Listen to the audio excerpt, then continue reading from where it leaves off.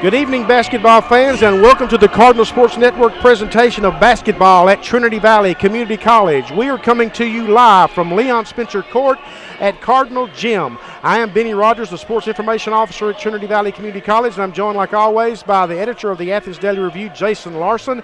We have our men's game upcoming, and we have the Navarro Bulldogs 24-4 on the season, 14-4 in the conference against the Trinity Valley Cardinals, of course, at 19-10 and 10-8. And, folks, if you're just tuning in and missed the women's game, you missed a great game. The Lady Cardinals protected their number one ranking, winning 94-88 in overtime. But that was then. And, Jason, we got a game in front of us now that a little bit of the luster's been taken off because we thought Navarro might have to win to have a chance to clinch the regular season national tournament berth. But we've gotten word that Kilgore defeated Tyler 70-62 in Tyler today. So Kilgore has clinched the regular season national tournament berth. Yeah, it's been kind of a crazy couple of weeks for the Navarro Bulldogs. They've just, they've had a couple of losses. Obviously, a crazy incident, there in Kilgore, and now, they come to the court today thinking they've got a chance to maybe wrap things up, and now that's kind of let down too. So obviously they're a super basketball team, and they've got a great coaching staff, obviously with Johnny Estelle. But it's just been a weird couple of weeks for them, and kind of a bummer, kind of a downer thing how things have kind of played out, considering where they were not too long ago. Now, the Cardinals, on the other hand, are coming in with a little momentum. They've won a couple of games now, and they can go into the regional tournament next week with a full head of steam if they knock off a Navarro team that's going to be licking its wounds just a little bit. Yeah, definitely. I mean, it would be a huge momentum getter to be able to do that. You want to go into that regional tournament with that momentum. We take a look at the conference standings, and really what it boils down to is that the field is set for the regional tournament, and the Cardinals will be in it. Jason, they could be as high as a 6 seed, but are most likely going to be the 8 or 9 seed is what it's looking like right now. Now we'll take a look at the games going on elsewhere in the conference today, and a lot of them have finished because they did start at 4 o'clock because there wasn't a women's game involved. We know Kilgore Navarro's over with. Jacksonville San Jacinto is huge. Angelina Lamar State, Lee at Coastal Bend, and Bossier Parish at Panola. But of course the one we're concerned with here is Navarro at TVCC. Now if we'll take a look at the Cardinals, I want to look at their game-by-game results. And we can see, I'm sorry, Jason, the Cardinals have won 3 in a row. That's my bad. I think I said 2. But they've won 3 in a row since we saw them lose over in Kilgore on the road. So how great would it be to go into the regional tournament with a 4-game winning streak? Yeah, no question about it. I mean, especially with the quality team you're beating, there's going to be some high emotions here because it's Navarro. I'm just telling you right now, if this was Sanjak coming in here or Angelina coming in here or whatever, you just wouldn't have the same kind of a setup here. To knock off Navarro, your rival, to pick up that 4th straight win, that would be huge. We are about 3 minutes away from the start of this game, and the Navarro College Bulldogs are back out on the floor. Johnny Estelle still got all 15 players on his roster, so he's got a full complement. He plays all of them, Jason. I mean, all of them play. And the Cardinals have now made their way back out. And, of course, the Cardinals are the team coming into this game, as we mentioned, with a 3-game win streak. So they're the one coming in with all the momentum. Jason, we should also mention that last month over in Corsicana, Navarro beat the Cardinals 59-51 in a game which the Cardinals got off to a slow start. They fought back and had a chance near the end before Navarro pulled away. So the Cardinals have seen the Bulldogs, of course, and they just be interested to see now what approach they take tonight. Will they try to pick up the tempo a little bit? Yeah, that sounds like something I'd expect probably, Benny. I mean, I think that you're going to have to kind of play that way to keep up with Navarro. They just do so many things so well and they move so fast, so you're going to have to. I'm going to do a little bit of directing from here, Jason. If anybody in our control room is listening in to me, and I hope that they're listening in to me, if they could get a hold of Elena Lovato and ask her to come up and visit with us at the start of halftime of the men's game, that would be great. I haven't had a chance to text Coach Lovato. We're going to try to get Elena Lovato over at the start of the second half. So if anybody back in the control room is listening and can get a hold of Coach Lovato and ask her to come over at the very start of the men's halftime, that would be great. Okay, now I'm through it out of the directing chair, and we'll get back to this game. As both teams are coming to their benches for the pregame activities, we will not have another playing of the national anthem, so we'll go straight to the starting lineups, and we'll let Harold Jones, the public address announcer here at Leon Spencer Court at Cardinal Gym, take that control of that for us. But we're about a minute away from that, so we still got a little bit, but I'm trying to catch my breath, folks. I got to tell you, that women's game was a great basketball game, 94-88 in overtime. The Cardinals come into today's game, as we mentioned, with a 19-10 record. This is the first season for Chris Ballman as head coach. He came from Garden City, Kansas, after a successful 6-year stint there. Johnny Estelle is in his 5th year as head coach at Navarro, Jason. He's led the Bulldogs to 3 national tournaments already in 4 years, 3 out of 4, attempting to make it 4 out of 5. And, of course, before he became head coach, he was a longtime assistant for 8 years to legendary coach Lewis Orr.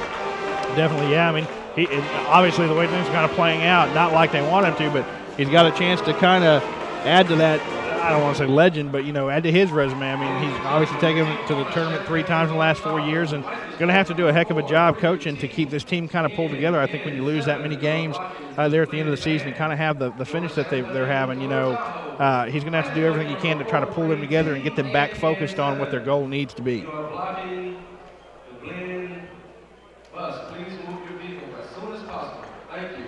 Here, Harold Jones making an announcement. The Glenn bus is needing to leave, and they're blocked in the parking lot.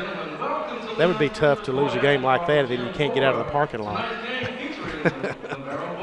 Too bad it's the Navarro bus blocking them. They're going to have to wait. The National Junior College Athletic Association, Region 14, and TVCC promotes good sportsmanship by student athletes, coaches, and spectators. We request your cooperation by supporting the participants and officials in a positive manner. Negative comments, profanity, racist, sexist, or other abusive comments or actions directed at officials, student athletes, coaches, or team representatives will not be tolerated and are grounds for removal from the facility. TVCC thanks you for your cooperation. And now, ladies and gentlemen, the starting lineup for tonight's game. Number 11, Harrison Hawkins. Harrison Hawkins is a 3-point specialist. He's averaging 8.7 points a game. 23, Preston Onwas. Onwas is averaging 11.5 points a game. Number 25, David Woodard. Number 45, Terrence Simon. And number 51, Lamar Vaughn.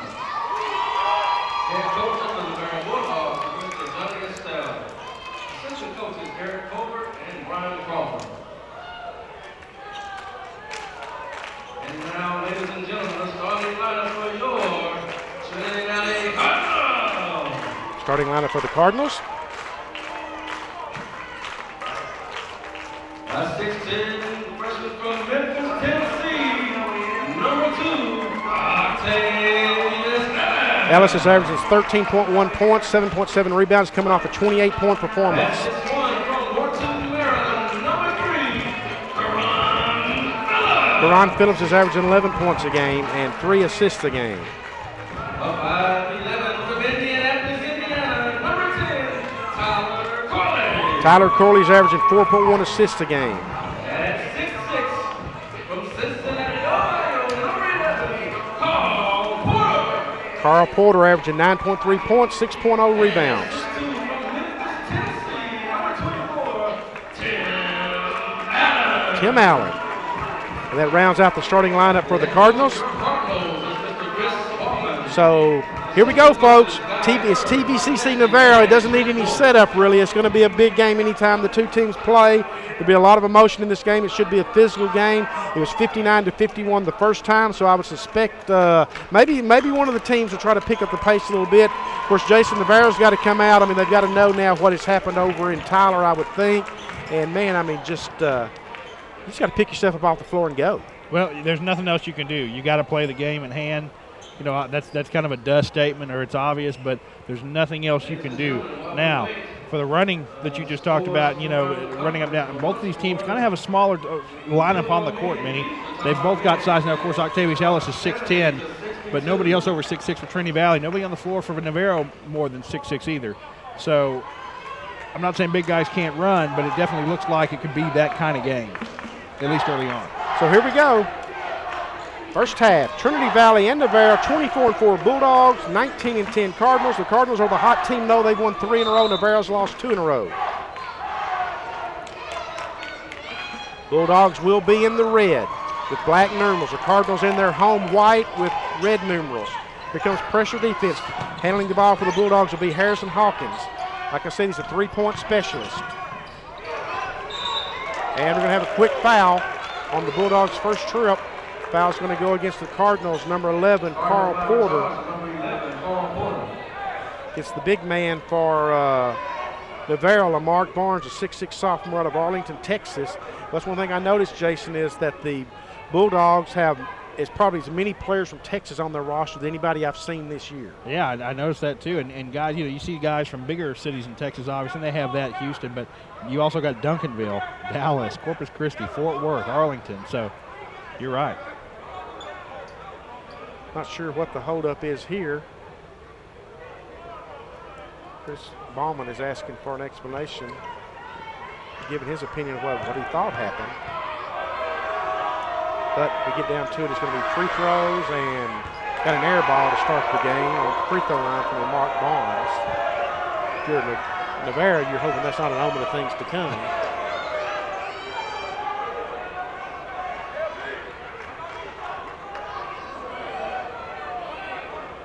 Now the officials more talking.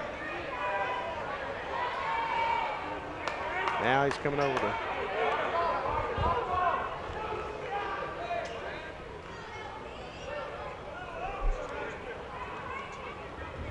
they're going to change the foul from the Cardinals' number 11, Carl Porter, to number 2, Octavius Ellis.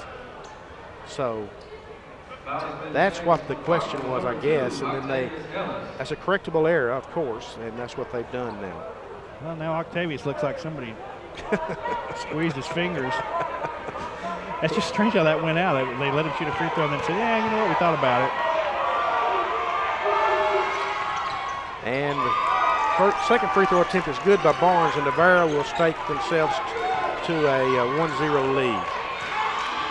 Of course, the Bulldogs, like everybody else now except Kilgore, has got to go win itself a national tournament berth, Jason. Going to have a travel violation, as I think Tyler Corley thought he'd called a timeout or was trying to call one in midair, which I'm not sure you wanted to save that particular possession. And that's we're going to see Elbert Jordan check into the game for Corley. But he looked over at the referee and pointed to the Navarro bench and said he touched it. Oh, well, I didn't catch that, but Cardinals in full court pressure. Hawkins. He dishes it off to Onlus, and he misses the dunk. Here come the Cardinals, and we're going to have a foul call, the first against Navarro. This one's going to go against Harrison Hawkins. I think it is Hawkins when he hits a three-pointer over, and of course, the Canada, they call it an H-bomb. That's pretty cool.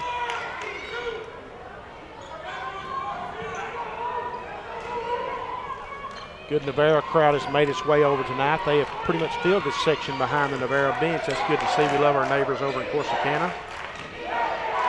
Wish they didn't have quite as many stoplights as they got on 31, but what are they going to do? Very aggressive move, but he can't finish it off by Carl Porter. He misses the layup, Jason. There was a great power move down low, inside I should say. We've seen a lot of that, at least on these webcasts that we've done. Benny just missing, not able to finish those close-range shots. They're going to have to do it tonight. 19:02 left in the first half. Slow start. Tim Allen with an air ball. Seen a pair of air balls now. Now we're going to have a foul in the backcourt for Karan Phillips. Check that. Don't call it so fast, Benny. It's going to be against Tim Allen. I think Phillips thought it was a foul against him, as did I. Lots of leaning and physicality going on here early, Benny. We're a minute and 4 seconds in, and we've already had referees twice lean over to players and say, hey, back up just a little bit.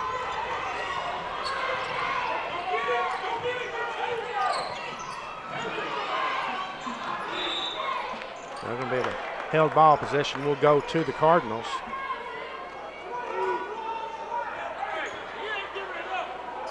Each team now with a turnover. Johnny Estelle questioned the official maybe about why there wasn't a foul called there. Of course, that official he's talking to was 50 feet away from the action on the other end, so that's probably why he didn't call it. Just looking for a sympathetic ear.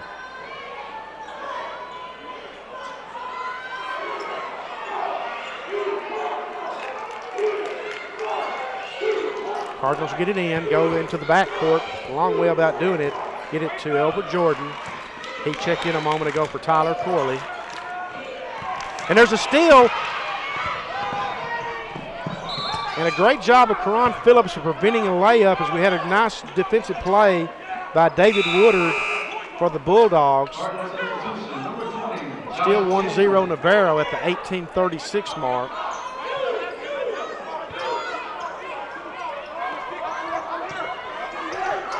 Three-pointer, got it. Onwas, number 23. 4-0 Navarro. Three-pointer, no good, but Gentry. Gentry's going to put up another three-pointer. No good. He was 9 of 17 against Bossier Parish. He had 28. I think earlier I said Ellis had 28, but I believe it was Josh Gentry. He was 9 of 17 from three-point range. Porter, Cardinals still scoreless. 2 minutes into the game.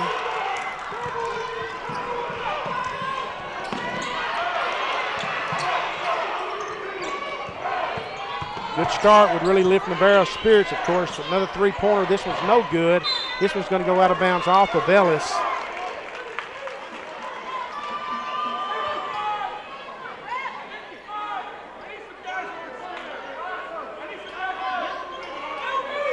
It's a tough assignment for Navarro's Lamar Barnes, I should say. He's got the 6'10 Ellis. Now we're going to have actually a foul away from the. That's going to go against Ellis, Jason. That's going to be his second. And, boy, you don't want to take the big man out of the game, although that will bring in Dominic Elliott. But Octavius Ellis has been far more active down the stretch here, seemingly, certainly in the scoring than Elliott has. Cardinals have others that can pick up the scoring.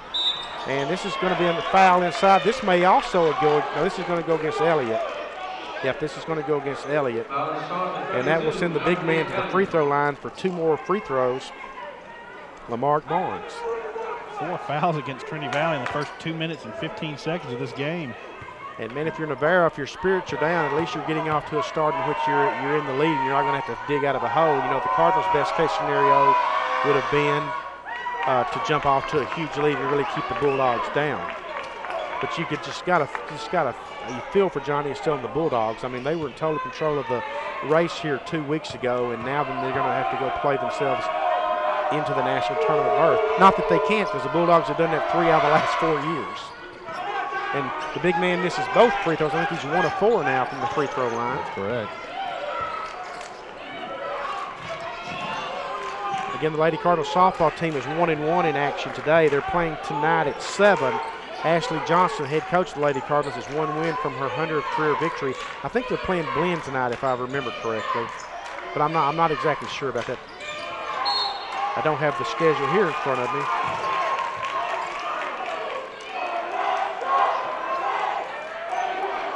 Three turnovers now against the Cardinals. 17-20 mark is still they're still scoreless. Looking for their first points, trying to break through. This is just a typical Navarro Trinity Valley start. It's just a grind them out type game. Nothing up and down the floor really, and certainly nothing like the pace we saw at the start of the women's game earlier. But I'm okay with this slow down pace right now. Three-pointer, air ball. Oh, I think we're going to get I think that foul Porter got taken away to start the game. He just picked it up. And it was right in front of the referee, too. And the fortunate thing is it was an air ball. Yeah, I mean. You were going to get the ball probably. Yeah, at best, Navarro's going to have to try to do something acrobatic to get the ball back in bounds. And Porter just shoved him right in the back.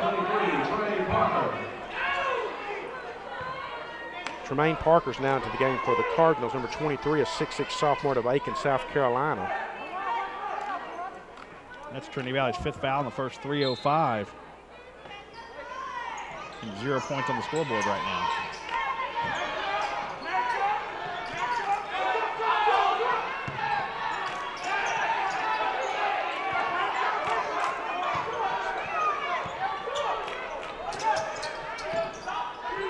Cardinals playing man defense.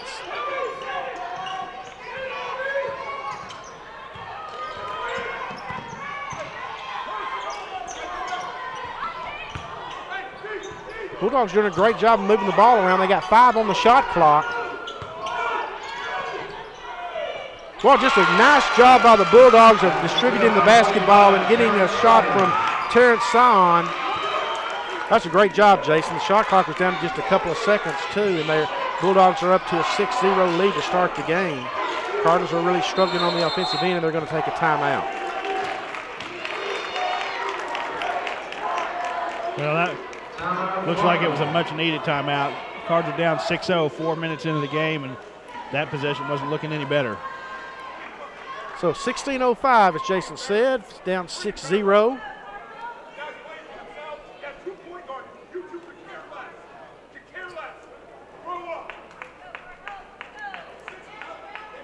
Again, we're hoping to have Elena Lovato, the women's head coach here at Trinity Valley, on with us to start at halftime of the men's game. Talk about that great game. Maybe she can put it into better perspective than I tried to, because I mean I think it's Jason's one of those games. I remember as a writer when I was at the review there as a sports editor, you have a great game like that, and you go and you try to write it up, and you try to really match the game itself. And it took me for years before I finally realized you can't do it. You just got to let the game write itself. That's exactly right. You know, it's hard to remember that. How many times did you stare at the computer? How do I write this up? Everybody knows it was a great game, blah, blah, blah. Just write the game. That's what you do. Sometimes I just try to draw pictures if I couldn't figure out what to write. Well, I know you were calling me, asking me to write it for you, but I mean, I can't always do that. Can't always do that. Anyway, back to the game. Cardinals looking for their first points. Mike Miller finally at the 15:48 mark. The Cardinals get their first points. So maybe that'll get them going now. Although I don't think it's going to be a fast pace as we've seen. And Mike Miller's going to be called for the hand check. Well, the Navarro's going to shoot a lot of free throws this half at this rate, Jason. You're 4.5 minutes in, and you're a foul away from shooting 1 and 1. What a great Saturday it's been at Leon Spencer Court at Cardinal Gym. Here, the last regular season game up. Last regular season game. The regional tournament starts next Tuesday over in Tyler. You can watch for the pairings and the seedings, I should say, this weekend. They should be determined tonight, and you can probably go to www.region14hoops.com. I'm sure the Athens Review website will have it, Twitter site will have it. We'll have it on our Facebook page at the college and on our Twitter site. So you'll be able to find it pretty quickly tonight, I would think, after all the results come in. So just pay attention to that. Karan Phillips, we've seen him finish like that in many games, and if he can give the Cardinals a spark here, he's might have had a travel there. Yeah. If I see it, it's a travel. 2 turnovers now for the Bulldogs. And that's going to bring Corley back into the game at the next dead ball situation. Coming up on the 15-minute mark, folks, and we're at 6-4 Navarro. Slow-paced game. Not a lot of scoring. Seen some air balls, seen some air free throws, and never going to see a foul against number 15, Jonathan Ben. Just the second team foul against the Bulldogs.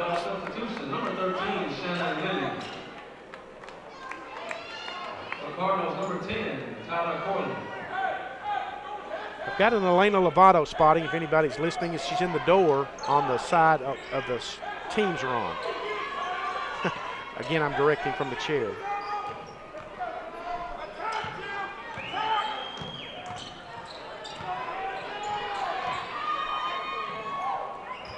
Josh Gentry, 3-pointer, no good. Rebound by the Bulldogs.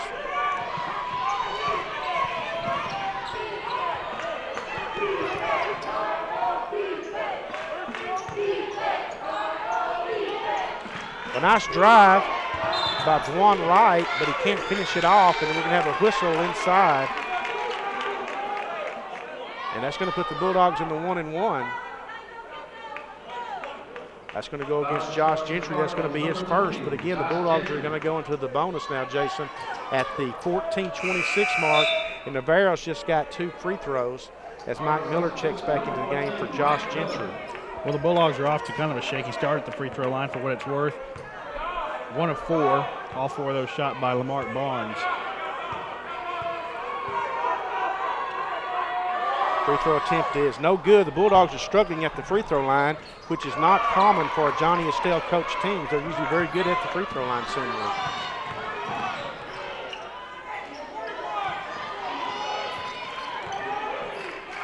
Three-pointer, long three-pointer, no good. Elliott battling for the rebound, can't get it. Controlled by the Bulldogs, Jamar Goodwin. And here come the Bulldogs on the run. Chris Bauman's calling for a travel, doesn't get it called. And on his third attempt at it, Jaleel Cousins knocks it down for the Bulldogs for an 8-4 lead. The Navarro crowd trying to get into it a little bit here behind the Navarro bench. A lot of the Cardinal crowd has filed out or either out at the concession stand. It's thinned out a little bit, but it is a Saturday night. Three-pointer from deep in the corner, no good. And here come the Bulldogs. Now the Cardinals are kind of playing into the Bulldogs' hands here now. They're not going to get on the board. Layup is good. Just like that, Tony Foster with the layup, and the Bulldogs open up a 10-4 lead. Just be a great credit to the Bulldogs, Jason, if they're able to, perform like this with the disappointment that they've suffered today.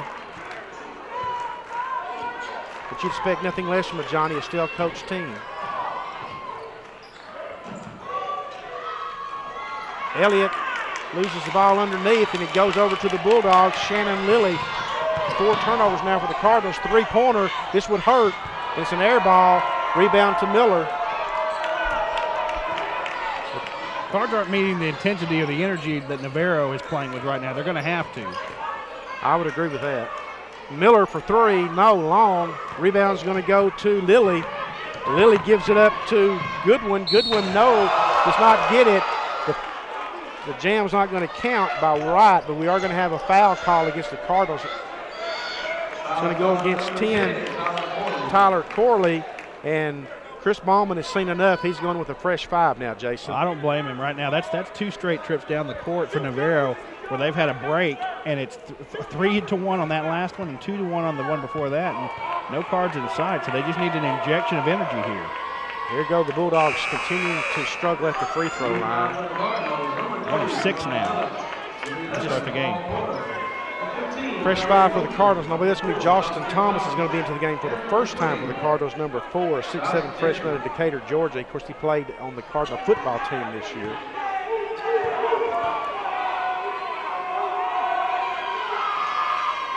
And another missed free throw. Well, Johnny Estelle is just can't be happy with his club with the way they're shooting free throws right now.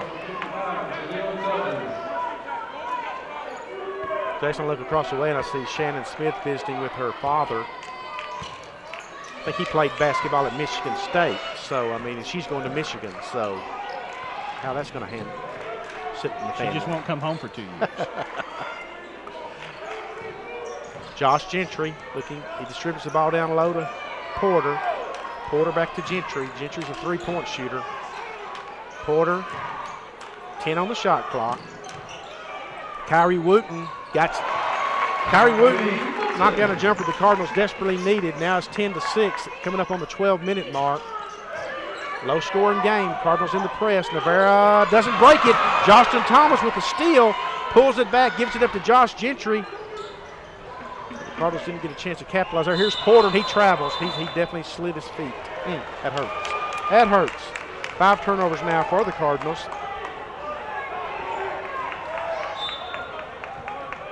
See Johnny Estelle, the Navarro coach. And we got a timeout.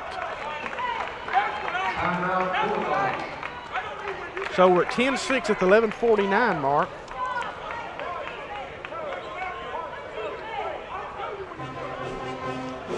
It's a 30-second timeout charge to the Bulldogs. Here in the final game of the regular season in Region 14 Conference. Regional tournament starts next week. The Cardinals, I think, could be as high as a 6th seed. They would have to win tonight to beat the 6th seed and get a break. Lee would have to lose, I believe. That's the way I had it figured. They're most likely going to be an 8 or 9 seed. And if they do that, I think their first game would be at 1 o'clock on Tuesday. They open the game of the tournament. I think that's right. I'm going strictly from memory here, folks, but I think the 8-9 game is at 1 o'clock on Tuesday. Because I think if they fell and they were the 7-10 seed, they would play at 6 o'clock on Wednesday.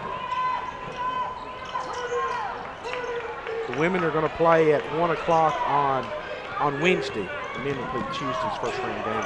The women are going to play Tyler. There's a turnover forced by the Cardinal pressure. That's 4 turnovers now against Navarro. So Jason Navarro has turned it over 4 times, and they've shot poorly from the free throw line. Yeah, well, 1 of 7 from the line to start with. So they're definitely giving the Cardinals a chance to chip away and get back into it early.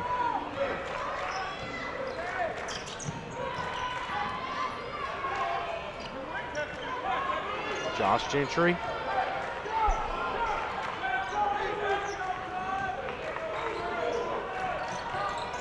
Gentry gives it up to Austin, Thomas, I should say, tries to. Thomas tries to save it, is going to wind up throwing it away, and that's the 6th turnover for the Cardinals. And checking back into the game for the Cardinals is number 15, Kyrie Wooten.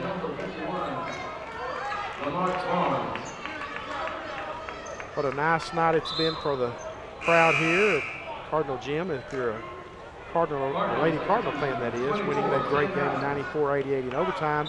Here in the men's game, 11:15 left in the first half, and Navarro 10-6 in a slow-paced game. Cardinals are way still in it, though, with plenty of time left. Chris Ballman went with the 5 noose players on the floor, trying to interject some energy and enthusiasm, as Jason pointed out. The Cardinals were a little bit dead, seemingly. There's not much energy. Well, there's a lot of contact there, and I think the Bulldogs are going to benefit from this. Foul's going to go against Thomas, and the Bulldogs are going to have a chance for an and 1 with Tony Foster going to the free throw line. 4 points for Foster, excuse me, Benny. 4 points for Foster heading to the line. Tyler Corley checks in for the Cardinals, I should say. And the free throw is good. So the Bulldogs complete the 3-point play and take a 13-6 lead as we're almost halfway through this first half. And as you can see, folks, it's on a pace to be the 59-51 game that we saw over at Corsicana with the Bulldogs winning. And that's going to be a foul call against Corley. That'd be his 2nd. Turn the ball over and reaches out and gets the foul. Well, Jason, the Cardinals just need something to breathe some life into. I agree. Yeah.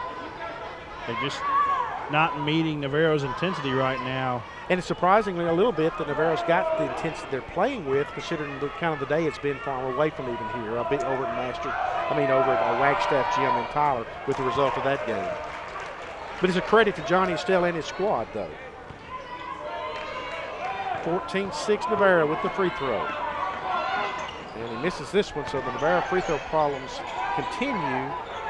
That's something that if they get corrected, they'll be in really good shape. But Cardinals have got to find a way here. Navarro's going to play great defense and make them work. The Cardinals I was talking about. Well, that's what you're seeing, Benny. Look how active Navarro's being. I'm going to catch Barnes for a little hook move there, I think. Yeah, I think you're right.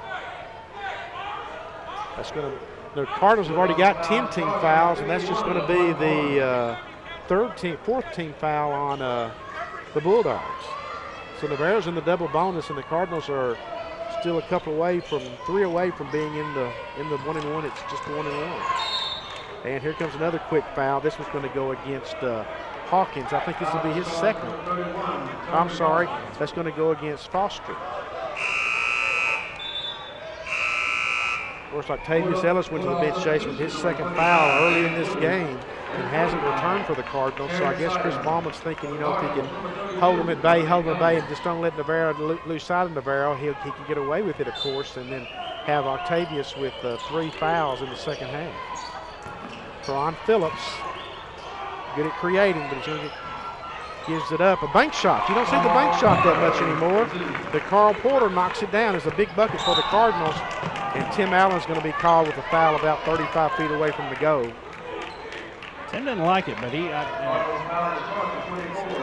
bumped it. I mean, he absolutely bumped it. The problem with it is it's double bonus now, still with 10-11 left in the first half. So, of course, Navarro's not shooting free throws that great right now, but if they get that resolved, that'll hurt the Cardinals. And here's another miss. Well, Navarro's they're going to have to really work on the free throws, though, Jason, going into the tournament. You can't shoot free throws like this and win championships. Absolutely not. I mean, Navarro or anybody else, right. not just Navarro. 3 of 11 after that miss.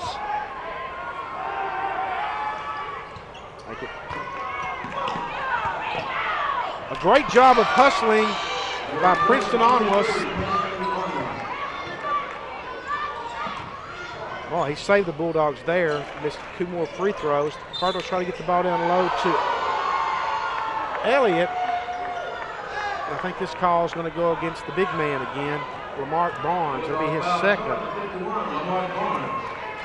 Cardinals will have to inbound. That's just the 16th foul against the Bulldogs. So now the Cardinals will be in the 1-and-1.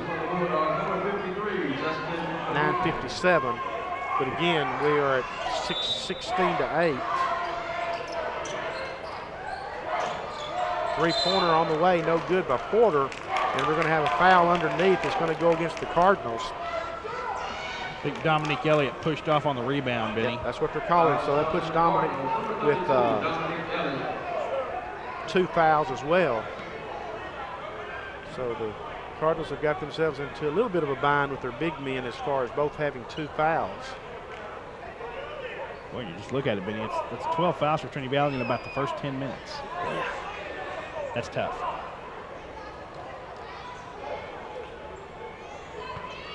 Of course, in the last 2 games Navarro's played, I know the other teams have shot a lot of free throws. Well, Navarro's had some foul problems lately. Free throw attempt goes down by 53, Justin Phillips.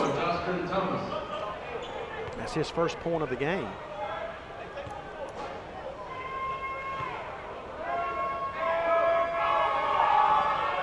And this is 1 of 2. And I think this is going to go against, he doesn't believe it, but it's going to go against 45, Terrence Sion.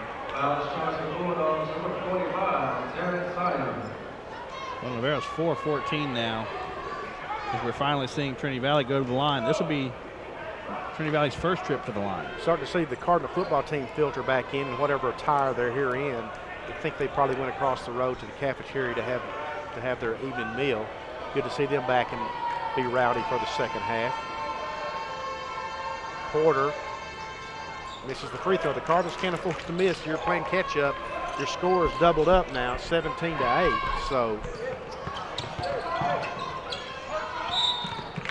Tim Allen, number 24. That's going to be his 3rd foul if that's against Tim. That is against Tim. Hey, Jason, when we got a minute, we'd like to congratulate the Marks Mill Lady Mustangs for winning their 3rd state championship in 8 years today. Yeah, they that's my wife's alma mater, and they were down. I was kind of following on Twitter and thought they were probably going to lose, and they had a heck of a run, 15-2 run to end the game to win it. First free throw attempt was no good, and the Bulldogs' free throw shooting woes continue. 4-15 now. And they're up 17-8, folks, so just imagine. Well, just crowd or something's going to have to bring some energy into the Cardinals before it gets too late, because there just isn't any right now. I mean, I know it's a tough act to follow what we saw. Definitely. You know, the Cards just look frustrated. I'm looking in their faces. It's not everybody, but I mean, some of the key guys, they just look real frustrated right now, and they're just going to have to kind of get back into this thing mentally because they're not in it. Bulldogs get the ball in. A great job of thinking by Sion of not catching it in the forecourt on a pass that was going to be long and getting a backcourt call.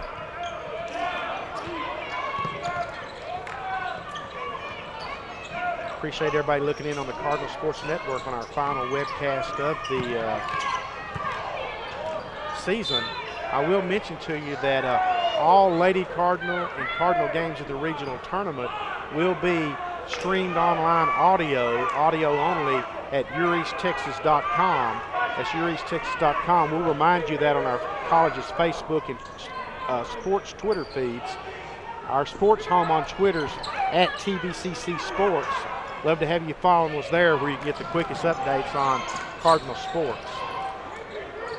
A great job by the Cardinals. Tyler Corley reading the defense and getting the layup and points that the Cardinals needed, and man, they're just going to call everything. Porter's 2nd foul. I mean, Navarro's going to shoot a ton of free throws. I mean, they've already shot a lot of free throws. So if Navarro thought there was an imbalance in their previous 2 games, it may even out tonight. There's been a conference, and now referees have decided to send it the other way. Navarro shot 16 free throws. They've only hit 4 of them to this point, though. Harrison Hawkins at the free throw line. And he gets one to fall. Well, there's a mini H-bomb to stop a real tough streak for the Bulldogs. Well, 18-10, 9:02. Cardinals have got to hope that Navarro doesn't figure out the free throws because they're, like we keep saying, they're going to shoot a lot of them. And he gets both of them. So 9 minutes to go in the first half.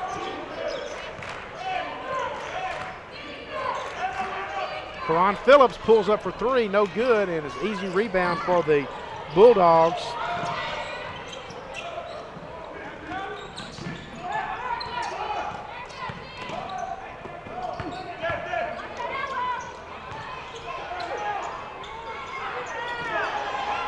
A lot of action inside as you saw Justin Thomas get a piece of the ball and then force a miss by the Bulldogs, and the ball goes out of bounds, so the Cardinals are going to take possession. 19-10, definitely need something good to happen here, need to score. Low scoring game, just 10 points, 12 minutes into the game pretty much.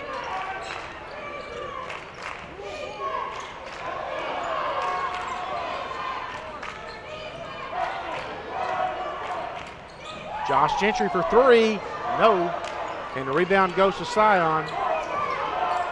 So the Bulldogs now kind of pick up the pace a little bit, Jason. And a great job by the Cardinals, Tremaine Parker, getting a hand on it and knocking it out of bounds and preventing the break. Navarro 24-4 on the season, 14-4 in the conference. Cardinals 19-10 overall and 10-8 in the conference. And Thomas is going to be called for his second personal foul inside. And the Bulldogs, stop me if you've heard this before, are going to the free throw line. David Woodard, 6'1" sophomore out of Cross Plains, Tennessee, will step to the free throw line. The Bulldogs did hit their last two free throws, so they're on a bit of a roll at the free throw line. 6 of 18. Trinity Valley Benny right now has 6 players with at least 2 fouls. And Substitution number 2, Octavius Ellis. I'm sure at halftime, the Bulldogs, even if they have the lead, Johnny Estelle's going to point out to his squad that, yes, we got the lead, fellas, but it could be a whole lot more if we start working on those free throws, as he does get the second one to fall. Whereas I've yet to know a coach that's seen a perfect half played and they couldn't find something that he could point out about it. 20-10.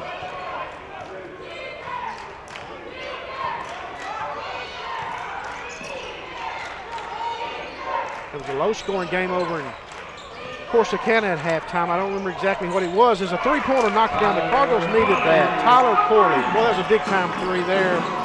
Now the Cardinals come out with a little pressure defense. They've got to be careful. Navarro's in the double bonus.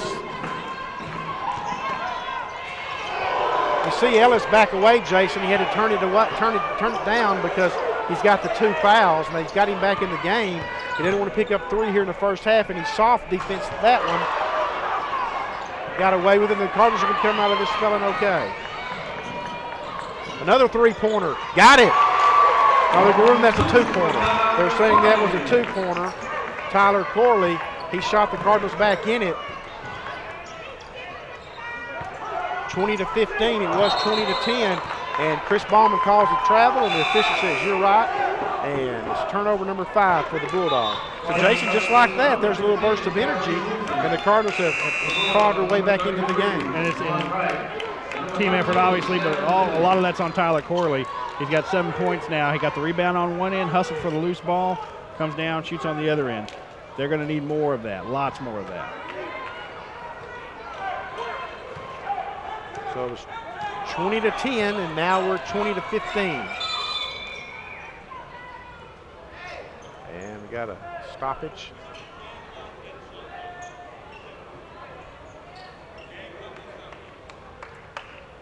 Officials are taking 3 seconds off the game clock and the shot clock. Jason, I'm surprised you didn't catch that. I saw it. I just didn't want to show the referee up. There's lots of people watching, and I didn't see any sense in it.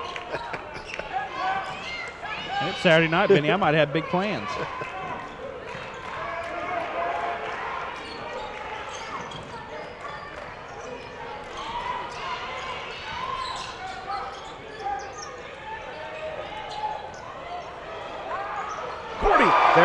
in for a two-pointer, but boy, Tyler Corley has found the burst of energy the Cardinals needed, and it's 20-17, and Navarro has to burn another timeout. And now, Jason, you're kind of having to pay the piper for missing so many of those free throws now here in Navarro a little bit. Yeah, definitely. That's 9 points by Corley. By the way, that's twice now Navarro's had to call a timeout because they couldn't get the ball inbound. So, hey, it doesn't look great for Trinity Valley early on here. They've kind of struggled a little bit, but it's a 3-point ball game now. So, it doesn't, just like basketball games don't mean as much in November as they do in March, basketball games don't mean as much early on as how you finish. So, absolutely. Still plenty of time here for Trinity Valley to kind of get back on it. And here's the thing about it, Jason, if you think about it, you think from a Navarro perspective, if the Cardinals were able to rally and make a good run, how much fight do the Bulldogs keep in them after kind of the disappointment that they've suffered? And I hate to keep referring to that, but that's a storyline for tonight. No, there's no question about it. I mean, they finish. If you're Johnny Estelle, how many times has he probably told his ball club, hey, we got to finish. We got to finish the season. We got to finish these games that we've lost. And certainly they've kind of dominated this game early here with Trinity Valley, at least to this point. So they got to finish this one too. Well, here are the Bulldogs catching the Cardinals napping, and the Bulldogs needed that one. They got the length of the floor pass to Princeton Onwas, and he just stuffs it home, and that's a big bucket there for the Bulldogs, who had seen their lead go from 20-10 to 20-17. That's 7 points for Onwas now. But you can just see the Cardinals have a lot of more pep in their step, though, Jason, as Josh Gentry attempts to drive the baseline. He doesn't get the shot to fall, but he does draw the foul, and he will go to the free throw line to shoot two. Well, Johnny Estelle has tried a lot of different combinations down there. He had Lamarck Barnes down there in the low post. That worked out pretty good. He kind of subbed him out, though. Went to Jaleel Cousins, 6'10". Then he went to Sion. Now he's going to sub somebody else in. And Gentry does get the free throw to fall. The Cardinals need to hit those free throws, of course. But you got to know that Chris Ballman feels pretty good. I mean, because for a squad that was kind of just drifting there a little bit, Jason, I hate to use that, but I think that's fair. I do too. They were drifting. They found their spark now from Tyler Corley, and now they're in this basketball game, and Navarro has to think back a little bit about the free throws that they've already missed. Now, there's a long way to go, a long, long way to go. And Gentry gets this one to fall. Karan Phillips checks into the game for Josh Gentry. Octavius Ellis is back on the floor. He does have 2 fouls. Porter has, well, like you said, Jason, take your pick. The Cardinals have got quite a few players with 2 fouls. There's no way to protect all of them. And here come the Bulldogs. A great job of going up over the top by Porter. And here come the Cardinals. Porter's 5th rebound already. Puts up the jumper in traffic. No good. Rebound.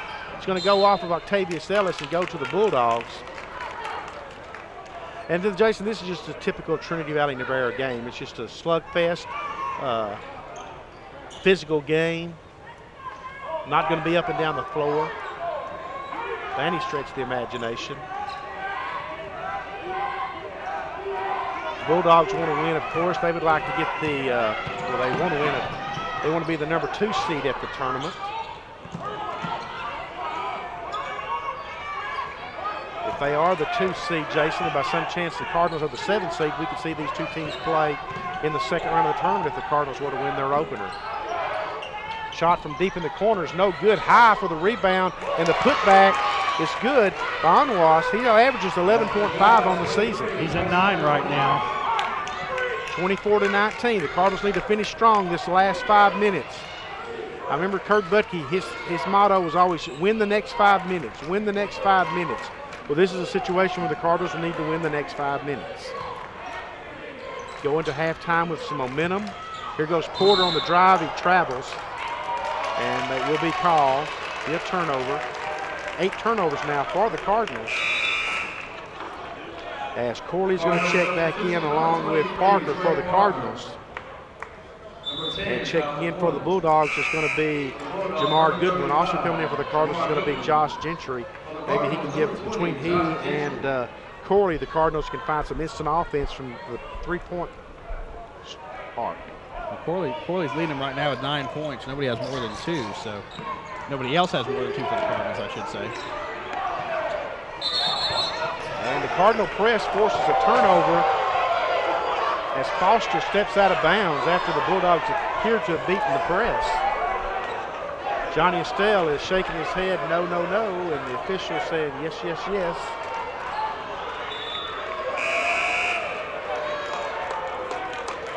Substitution, number 32, Dominic Kelly. Ellis comes to the bench.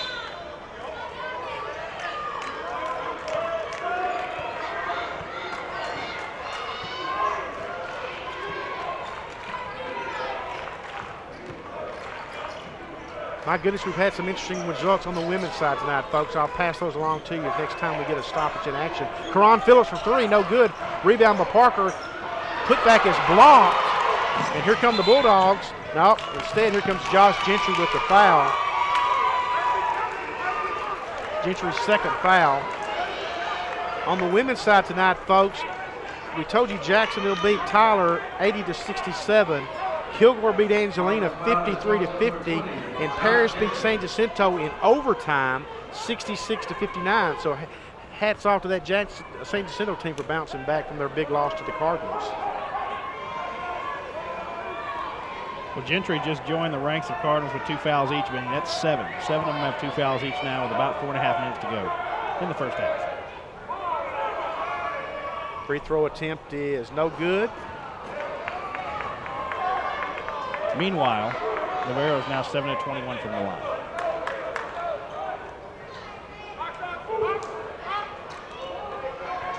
Wow. Well, you just never know what's going to happen in Region 14, men's or women's. This free throw attempt is good. So it's 19-25. It's a 6-point game. We still got 4.5 minutes to go. A lot of time, a lot of time. Cardinals want to finish strong. May have had a little travel there. They turned it over anyway. Here come the Bulldogs on the run. And they turn it over. 7 turnovers for the Bulldogs, 8 for the Cardinals, 9 for the Cardinals. So we've had our share of turnovers.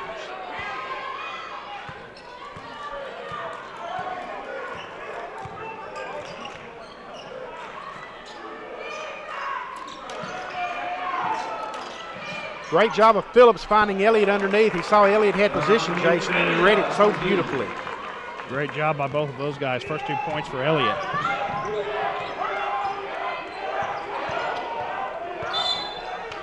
And this is just going to be a foul away from the ball that didn't need to be. I mean, Parker just ran into him basically, Jason. He really wasn't defending him. He kind of ran into him. So it's going to give the Bulldogs a chance at the free throw line. I know they haven't been that successful, but you send Lilly to the line, and I mean, well.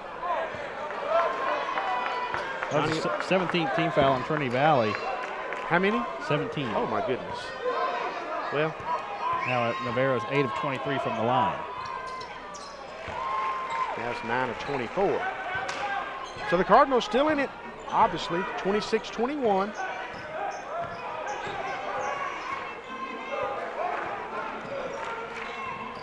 Corley, who has lit a fire under the Cardinals. A three-pointer and a back-to-back 2-pointers. Here's a long-range 3-pointer. Kind of forced that one, but a great job by Elliott of getting the tip in. Here come the Cardinals in the press. Navarro beats it.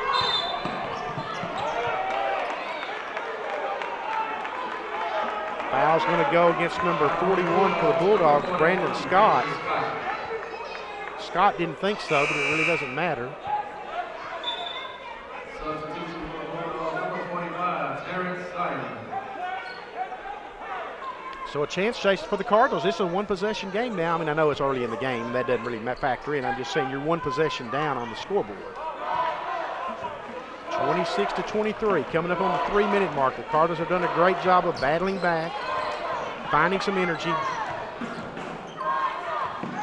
Karan Phillips turns it over. Steal by Jamar Goodwin. Here come the Bulldogs on the break. Elliott does a great job of tipping out the rebound, and here come the Cardinals now. Corley trying to create. Oh, he tried to feed Josh Gentry along the baseline. Gentry lost a handle on it. Gentry still has the basketball, and he drives the baseline for a great play. A nice job by Josh Gentry has brought the Cardinals within a point. He's feel it shifting a little bit. Here come the Cardinals. Parker with the steal, but he loses it. Oh, and I thought the Bulldogs may get a three-point play here possibly as Sion came up with the loose ball, but he's going to be fouled.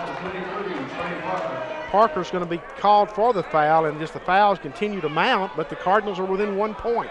I mean, in the game with the Bulldogs are what, Jason, 9 of 25 from the free throw line? 9 of 24. 24 from the free throw line. And this is going to be Sion at the free throw line. And he just bounds another one off, and Johnny Estelle just walks away. I mean, I don't know.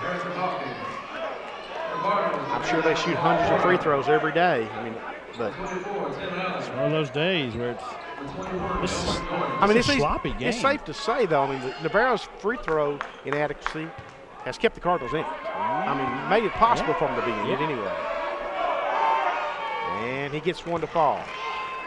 So it's a 2-point game. Cardinals have never led in this game. They were down 20-10 at one point.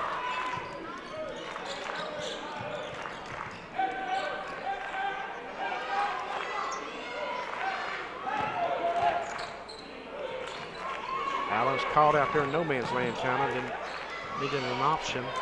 Well, they're working over Elliott pretty good down there. And we're going to have a reach-in foul. So maybe the Cardinals can make Navarro pay at the free throw line. I think that's going to go against Hawkins. That's going to send Jordan to the free throw line, a 6-foot freshman out of Philadelphia, PA.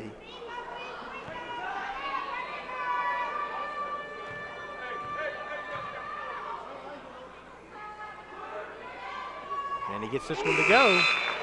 So, well, the Cardinals are hitting free throws seemingly. Well, they're 3 or 4. They haven't had a whole lot of, not a big body of work, but they're hitting them. That's their 3rd in a row. Navarro has shot, 26 free throws, and the Cardinals have shot 4.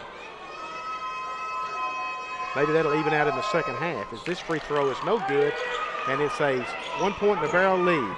2 minutes to go. 2 minutes to go in the first half.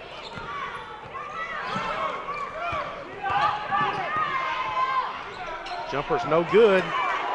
Jamar Goodwin. Here come the Cardinals, Jason, with a chance to take their first lead.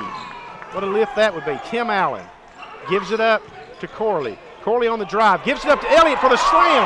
And with 1:41 to go, the Cardinals take their first lead. How about that?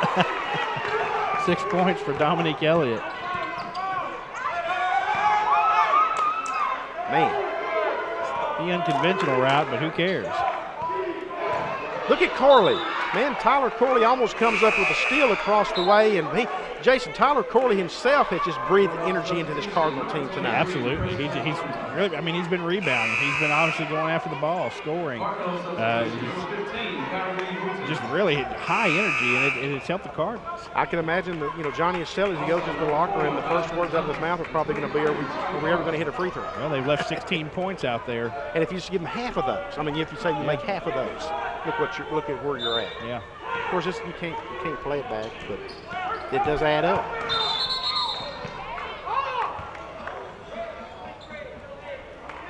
Offensive foul is going to be charged to Analas, 23, away from the ball. Well, that's just a killer there. You don't even get a chance to score. And the Cardinals actually have a chance to build on their lead. Who would have thought we'd been saying that about 10 minutes ago?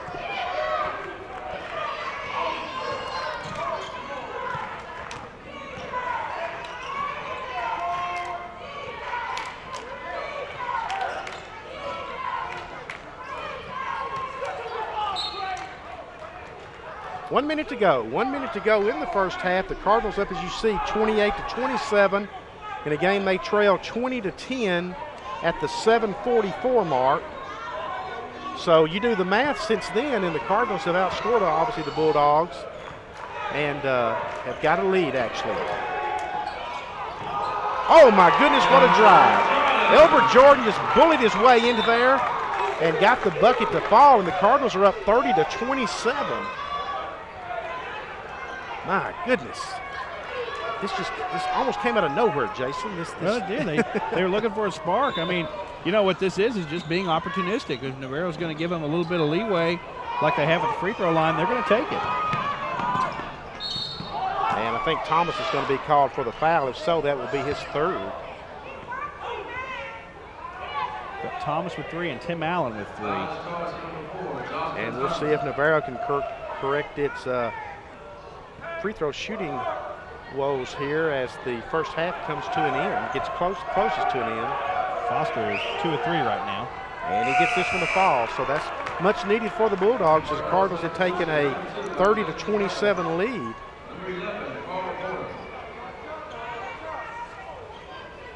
They led 30-27. That was been their biggest lead of the game. Cardinals 8.8 seconds left on the game clock, cannot play for the final shot. And a great hustling play by the Bulldogs. Dwan Wright saves the possession for the Bulldogs. Now they've got a chance to tie it up, and we got to travel. It's just not going well for the Bulldogs, Jason. Well, you got to wonder if some of this stuff is playing on them a little bit. I mean, it's you know what I'm saying? They're playing, but and it's not something you're consciously thinking of. But you've had a disappointment today. Well, sometimes when it's tough, it's just tough. That's their 10th turnover. You know, they've done a lot. They definitely came out. They were the team with more energy for the first 10 minutes of this game. Absolutely. They were the first 15. So. Absolutely. Cardinals are going to play now. They can play for the final shot, and they want to go to the halftime with the lead. If they don't get a shot, they're okay. They don't want to take it too quick and give Navarro any time, and here's a turnover, and Navarro now has a chance to tie it at halftime, and this would give the Bulldogs the momentum as they try to go for the alley-oop, but the problem is for the Cardinals is Carl Porter is going to pick up his third foul here with 4.4 seconds left on the clock. The Cards have major foul trouble, Benny. Yes, they do. Major foul trouble. They've got Justin Thomas with 3, Carl Porter with 3, Tim Allen with 3, and then 5 other guys with 2 fouls each. I'm seeing Elena Lovato is going to make her way over. Looks like we will have Coach Lovato here at halftime of the game as Navarro's free throws woes continue, and Johnny Assell just drops his head every time they miss one. So the Cardinals have a chance still to be in the lead here if they'll just get the rebound off a miss here, but if there is a miss. And he makes it. So we're at 30-29. Cardinals can get off a shot here. Corley. Wooten misses the three-pointer, and we are at halftime here in the men's game. And at halftime, the Cardinals, who trail 20-10, are up 30-29 over the Navarro College Bulldogs.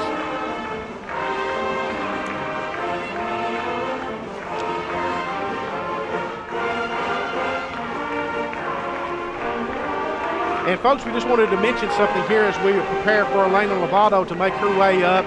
Ben McCarty, our cameraman extraordinaire, our sound effect extraordinaire. Ben's a jack of all trades. Ben McCarty is going to be retiring soon, so this is going to be Ben's last webcast with us. And you take a look there at Ben on the camera right behind me now. And Ben, nothing I could say here would be adequate enough to thank you for your service to the college. Today, all the these years. We love you to death, man. We wish you the best as you move into your retirement. And Ben, this is the 50th. For your halftime entertainment, the TVCC Cardettes and their guests will perform for you a multi-style dance routine that they learned today. He's the better Ben on Here this they one. are, But both Ben, we present appreciate and everything you've future done for the college. TVCC And now we are joined now by Elena Lovato, who scared us all to death tonight. Her and the Lady Cardinals did just a little bit. They won in overtime 94-88 over the 9th-ranked Wayne College Buccaneers. And before we talk about your squad, Elena, let's talk about Glenn for just a minute. I thought they showed great courage and great confidence with the way they came in here to perform tonight. Definitely. They were very prepared. I thought Jasmine Parker came out and put on a show. I'll tell you what, she reminded me of Shalante Allen on Glenn, on Glenn's team. But I respect Jasmine Parker. I recruited her a little bit when I was an assistant at Houston. She was very young, sophomore in high school, so I knew when she left TCU that she'd be a force to be reckoned with. When I heard she was signed with Glenn, it was kind of a low blow because I wanted to bring her here, but hey, she is where she is, and she's helping their program, and they're having a great year. Jason and I were talking with 1:16 left in regulation when the game was on the line, what the implications were for so many things that final 1:16 with the way that game turns out. Definitely. We were doing offense, defense substitutions. You know, Rodrika Patton brings so much on the defensive end, but we thought offensively, you know, Shalante Allen and Crystal Henderson were helping us out. So we were going 1 for 1, 2 for 2, just offense, defense. But the composure my girls had, I mean, this group is special. And I knew it since the WNIT, I guess, when we played Central Arizona. But to handle Glenn the way they did in overtime, and you know, to actually get to that point where they fought that last minute 16, got 3 consecutive stops on the baseline. I mean, this group is special, and I think that there's a plan for them, and I think they're destined for something big. So. Well, I hope you're right, but I know you honored I know you honored your sophomores tonight, and man, you have been blessed your first full year at Trinity Valley to have those 4 kids here. Yes, those 4 have brought so much leadership, and just they've been the big sister to my littles, and my littles are going to be great leaders next year because of it. So I couldn't have asked for a better group, and I'm really going to miss those 4.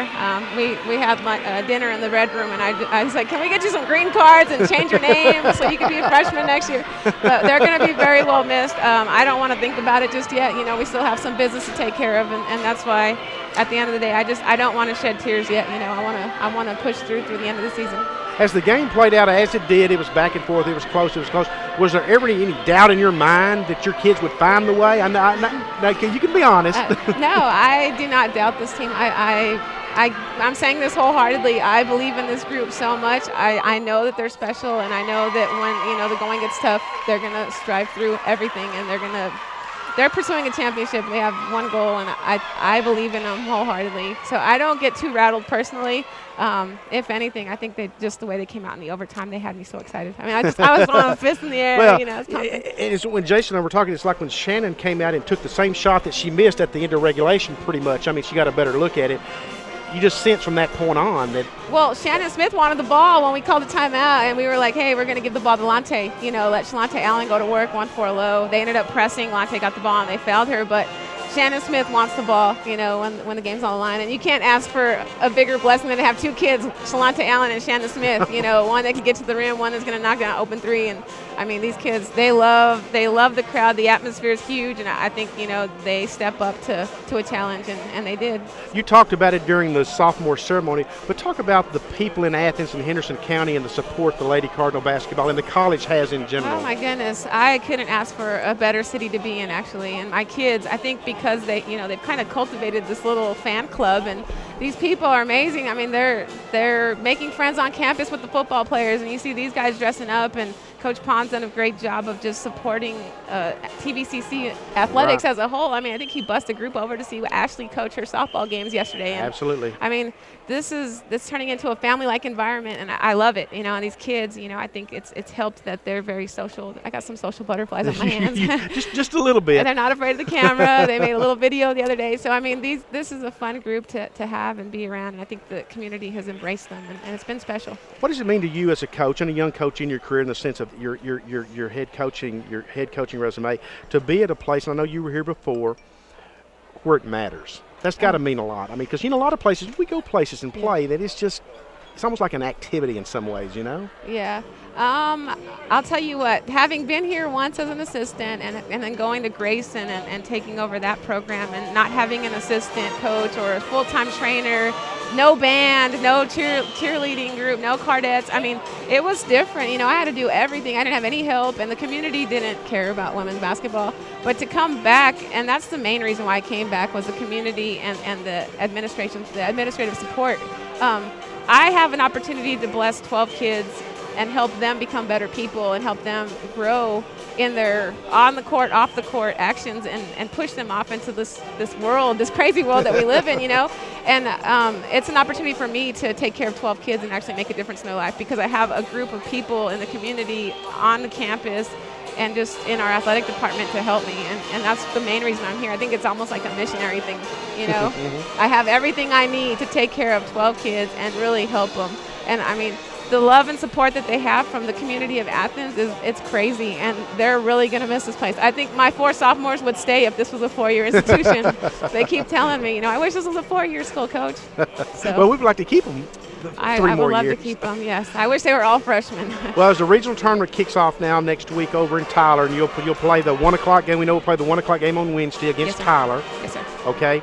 I know what the goal is, so I'm not going to ask you what the goal is, but how do you keep your team sharp? How do you keep them focused? And I don't mean to insult by asking how you have to do it, because I know those kids are going to be sharp and be focused. But you got to get through. You got to get through 3 games. Exactly. We told them, this is the end of our 3rd chapter. We called preseason chapter 1, and then we had regular season.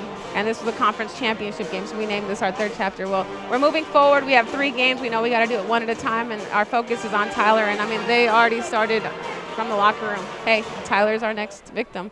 So, we got to come in, work on our scout, and we would love to make that an up-tempo transition type game. They don't have the depth that we have. And last time we beat them pretty handedly without Shalante Allen, and Shalante's a pretty special kid, and that's her type of game. So it's going to be fun to watch that one. It might be a little interesting with the dynamics of the arena and having our kids shoot on those goals, but I'm excited that we get to start on Wednesday and have an off day before we get to prepare for a couple more. Well, one at a time. One at a time. Well, we want to thank you for dropping by, and while we got you on camera, I want to get my hug that I always get from Elena. I'm a hugger. But thank you for dropping by, and we'll see you next week over in Tyler. One at a time. One at a time. One at a time. That's Elena Lovato, the head women's basketball coach here at Trinity Valley Community College, stopping by for our visit, and we appreciate her stopping by and visiting with us here as we. I'm sorry, we're doing a little bookkeeping here, folks, so I apologize that I didn't mean to lose my train of thought. We do thank Elena for stopping by and visiting with us, and she's right. She's got a great group of kids. She's got a great fan base here, great administration here at Trinity Valley Community College. Women's basketball means something, and Lady Cardinals, I mean, it's not easy. I mean, just think about it. It is not easy. You come into a situation where anything short of a national championship, I mean, it's not considered a failure as a season, but it's not considered necessarily a success. And that's just an incredible pressure that Elena coaches under. But she knew it. She's been here before, like she said, and came back to us. So, Jason, as I bring you back in here, I'm going to let you feel for a couple of seconds here while I catch my breath. Speaking of incredible, it's incredible I could get back up that thing. Okay, for Navarro, 9 points for Princeton Onwas, 7 points for Tony Foster, 3 points for Terrence Scion, a few guys with 2 and then 1. Of course, Navarro, the big number for them was they were 12 of 30 from the free throw line in the first half there, Benny. They had 10 turnovers. For the Cardinals, much the same story scoring-wise. They're led in scoring right now by Tyler Corley, who has 9 points. We mentioned he was kind of their big spark. Dominic Elliott has 6 points, 4 points for Josh Gentry, 3 for Elbert Jordan, and then 2 each for Karan Phillips, Carl Porter, Mike Miller, Kyrie Wooten. Trinity Valley was 3 of 5 from the line and 11 turnovers. Of course, we mentioned Cards have some foul trouble, or going to have some foul issues to deal with definitely in the second half, Benny. Right now they've got Justin Thomas, Carl Porter, and Tim Allen with 3. And then Octavius Ellis, Tyler Corley, Josh Gentry, Tremaine Parker, Dominic Elliott with 2 each. So they've definitely got some issues there that could come up. I mean, you never know what's going to happen in the second half, but you just never know. As Navarro is out here on the floor shooting free throws. I don't know that I've ever seen that at halftime of a game. I don't know. But they're sure out there shooting free throws. Then again, 12 of 30 is not a real great mark. So, you can't blame them. I mean, Johnny Estelle seems like the kind of guy that, they'll be shooting a lot more free throws than this outside of a game situation. Because like you said earlier in the broadcast, Navarro's, despite, the letdowns and the disappointments they've had here, they've still got things lined up, and they still have put themselves in a position to achieve their goal of getting back to the national tournament. So to do that, they're going to have to hit free throws. And nobody's been better the last 4 years, now the 5th year, coaching at the regional tournament than Johnny Estelle. Yes, no doubt. I mean, Johnny Estelle will tell you he hasn't always had the most talent at those regional tournaments that he's won, but these teams have played as a team, and he's a great young coach. I mean, there's no doubt about Johnny Estelle. And like we say so many times about other coaches, like in Elena Lovato, just a superhuman being too. Oh, so, absolutely. Just a great guy. You want to root for him, except for when they're playing the Trinity Valley Community College Cardinals. So the Cardinals have made their way back out onto the floor and take a few shots. There's a minute to go to start the second half, so they're not going to get a lot of warm-up time. But the Bulldogs did come out with about 3 minutes to go in the half and worked on free throws. So do we even have to guess at what Johnny Estelle's message was at halftime with his Bulldogs? No. Well, it was nice to have Ben McCartney working the camera behind us there. That the first half of the game, and as we mentioned there, that Ben's going to be retiring after 25 years with the college, and he's been a part of these webcasts since day one. This is the 5th year of the webcast, and Gosh, dog, it's hard to imagine Ben not being around. I mean, we have to bring him back out of retirement or something. But anyway, Ben, we wish Ben the best. Here, Ben's going to be a free throw coach. Big market for that right now. Oh, goodness. Possession will belong to the Bulldogs to start it. Jason, you touched on it there. The Cardinals have got to be real careful here with these fouls here in the second half, certainly at the start of the second half, because they got some kids that would have to spend a lot of time on the bench at this rate. 8 guys with 2 or more fouls. Now, that's something else I hadn't seen a lot of. I don't remember seeing it that way. That's about as tough as it gets. Jason, if you're Chris Bauman, what do you think he probably told the Cardinals at halftime on the other hand? I really think if I was him, I would have a pretty hopeful message there. Guys, you didn't play a real great first half, and you got a lead coming in here. So, keep struggling, keep trying to get better and improve on the little things, and that's got to be a good message. Here we go. Well, yep. It's going to go against Tyler Corley, and I think he's going to join the club with 3 fouls. Thanks to Elena Lovato, the women's coach here at Trinity Valley, for stopping by at halftime. And now we're going to have a backcourt violation. He caught the ball in the forecourt and drifted across to the backcourt, and the ball will go over to the Cardinals. Benny, what this game has lacked to this point is flow. It has rhythm. This game has not had a rhythm or flow. There at the end of the first half, it just got so much street ball. It was just running and wild, and I think both teams are going to have to settle down a little bit. Well, with a lot of free throws being shot on one end, too, you never can get much of a rhythm. And there's a turnover. So they're just trading turnovers right now. And there's Carl Porter is going to be charged for a flagrant foul. So that's going to be his 4th, if I show that correctly, Jason. That's correct. And, I was baffled, Benny, actually, there in the beginning, wondering what Carl Porter was doing. But and they did call the intentional foul. But, I think all he was really trying to do was make sure that Woodard didn't get his arms up to shoot. He didn't necessarily grab him hard. He didn't try to bump him hard. I think he really was he was committed to the foul and tried to keep him from shooting. Well, that was not a replay, folks. Young man David Woodard missed the first free throw, and he got the second. So we're tied at 30-30. Well, that's one of those things, Jason. I mean, you just miss so many free throws, it starts wearing on your mind when you get up there. How can you have any confidence that you're going to hit one? Yeah. 15 free throws. We're here at 7:45 on a Saturday night. It's a cool, crisp day in Athens. The high was about 50 degrees, but it was a beautiful day, not a cloud in the sky. I think it's going to be up in the 70s tomorrow and 77 on Monday. So there's your weather report from Athens and Henderson County.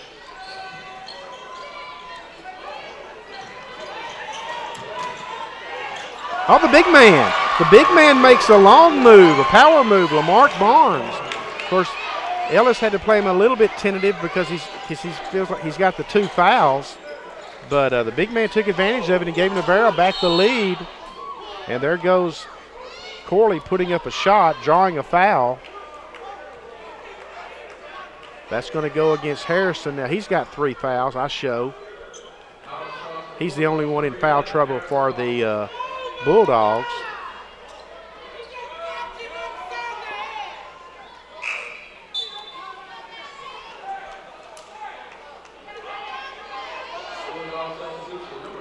Our final webcast of the 2012-13 basketball season here on the Cardinal Sports Network.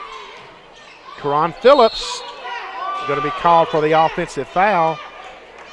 Karan doesn't quite think so. Believe it or not, Jason, that's his first foul. There's somebody. There he is.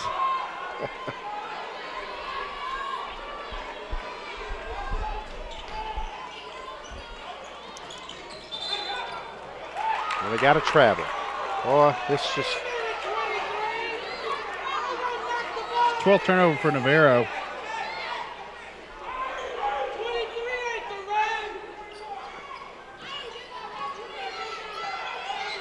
(32-30). Ellis working inside. He's going to be taken down by the big man, Lamarck Barnes. That's going to be his 3rd. Now he's got 3 fouls, and that's going to bring Jaleel Cousins into the game. Jaleel Cousins, a 6'10 freshman out of Spanish Fort, Alabama.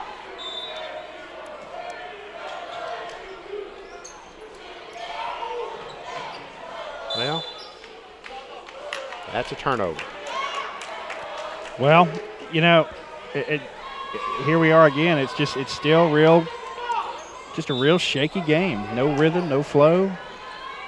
Just doesn't look all that good right now. There's a jam. Cousins, who just came into the game, gives the Bulldogs a 34-30 lead. They led 20-10 at one point in the first half. 4 points for the 6'10" Cousins.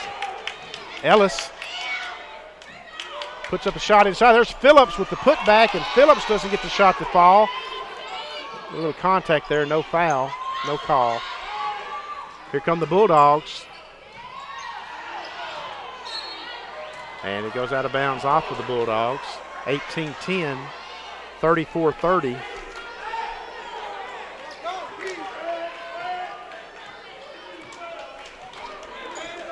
So Navarro's looking to stop the bleeding from a 2-game losing streak that has cost them dearly, and the Cardinals are trying to win for a 4th straight time going into the regional tournament next week over in Tyler. Ellis working down low, kicks it back out to Parker. Parker puts up a 3-pointer. It's no good. Ellis keeps a rebound alive. Back to Parker, and Parker's going to be fouled. So a great job of working together there between Ellis and Parker. That was going to go against Cousins, and that will send the Cardinals to the free throw line, and the Cardinals can really make all those missed free throws that the Bulldogs have had hurt if they hit theirs. Cards were 3 of 5 from the line in the first half, man. Didn't shoot a whole lot. Didn't shoot them, many at all. And the crier falls in.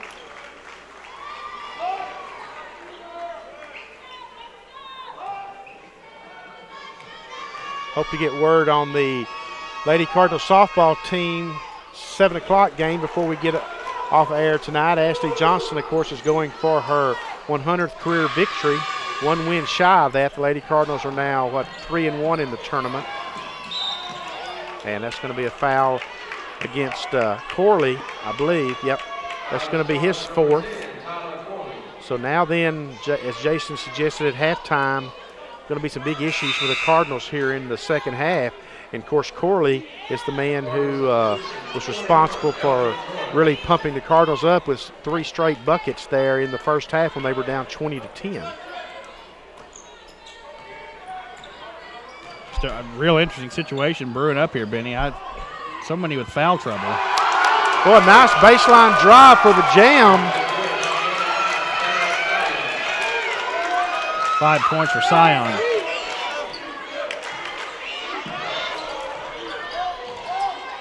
Here goes Parker with a drive, and he's going to draw a foul. Fouls are starting to add up now for the Bulldogs to start the second half. It's going to be the second on Cousins. 3 on Cousins, my bad. So he's got 3. Lamarck Barnes, the man he replaced, has 3, and Harrison Hawkins has 3. So they're distributing these fouls pretty evenly here, although the Cardinals still have a lot of fouls. Parker's free throw attempt is good, so the Cardinals are hitting their free throws, and that's the best way to be able to close this thing out. They're 6 of 8 right now. Parker's still perfect from the line, a perfect 3 of 3.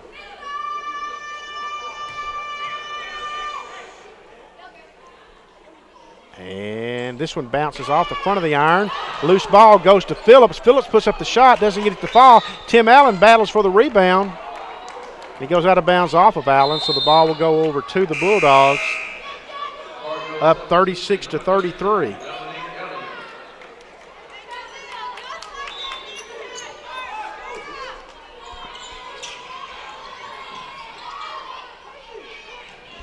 Lady Cardinal softball team, as the Bulldogs turn it over, will be in action again tomorrow in Longview. I think their games are at 11 a.m. and 3 p.m. tomorrow.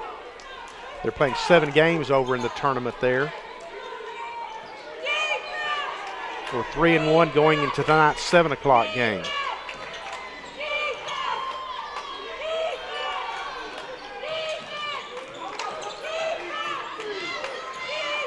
Tim Allen, step back jumper. No good. Rebound by Cousins. Here come the Bulldogs up 3.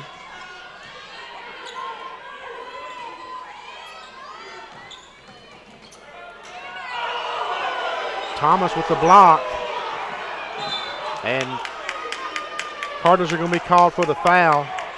It's going to go against Phillips, be his second. I think there's going to be a lot of free throw shot in this half too, Jason. I think you're right. Only one Cardinal suited up now that hasn't been called for foul, and that's Kyrie Wooten.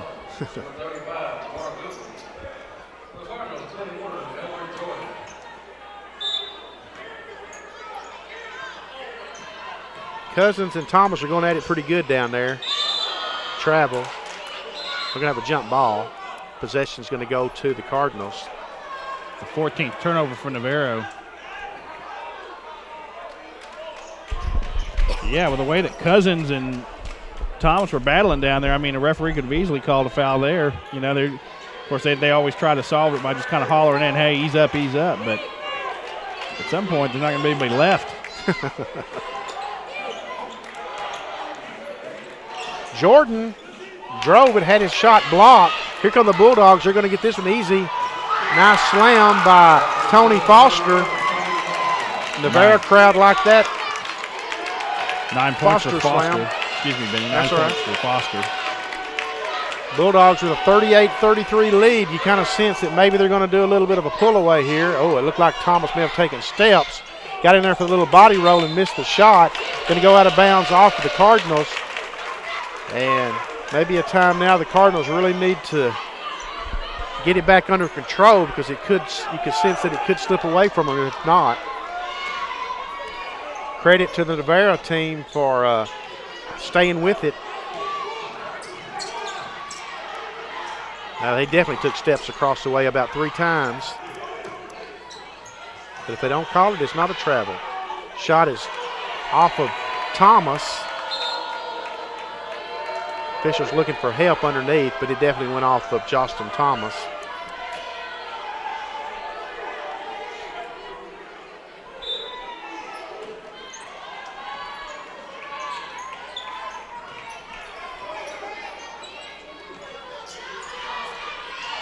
And what a long day it's been. We started at 4 o'clock today. We're coming up on 8 o'clock. Just realized that women's game, of course, went into overtime. Turnover gave Navarro 15, Benny. Now each team has 15 turnovers. 30 turnovers in the game so far, and we are at 15:28 to go. It's all still there out there for the Cardinals and for the Bulldogs for that matter, but I'm just saying from the Cardinal perspective, you need to get a little spark here. Find that burst of energy that you found in the first half. It's okay for a game to be a grinding game, but now your turnover. Foster finishes off. He's been a big man here for the Bulldogs here in the second half. Got 11 points to lead the way for Navarro. Mike Miller, the Cardinals doing a lot of dribbling over there now. They're dribbling into the trap, and they call a timeout on the floor. Chris Ballman didn't call that when Chris hadn't gotten up out of his chair yet. I think he's particularly pleased with the squad right now. It's a 30-second timeout. The Cardinals will stay up. You're not seated on the 30-second timeout. But we are at 15:03, and the score is 40-33. Well, Benny, correct me if I'm wrong. I think the Cards have just scored 3 points here in the first 5 minutes. That's correct. And it looks that way. It just they look sluggish. And again, I mean, you're still just 7 points out and had a lead at halftime. So for as tough as it's been for them, they're still in this. They just can't seem to find that rhythm. Navarro's on an 11-3 run. I hate to use the word run, but they've outscored the Cardinals 11-3 since the first half started. Yeah. Neither team has really. There's not been much running in this one. Although the Bulldogs had some energetic plays from Tony Foster here during this period. Foster's got 11 points to lead the way for the Bulldogs.